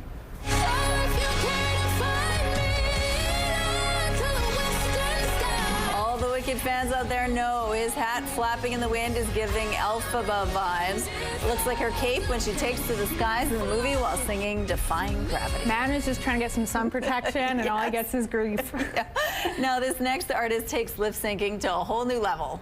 I guess we never really moved on. It's really good to hear your voice. Miriam Marks is known for turning her face into different characters with paint and then lip syncing to popular songs. She nails the facial expressions too. It's amazing how she manages to move her nose so it looks like the character is singing. It's pretty funny. I have so many questions and yet none. Like, it makes sense. Anything with small hands always gets me. Kills me. And then finally, an update on a boy band we first showed you in January.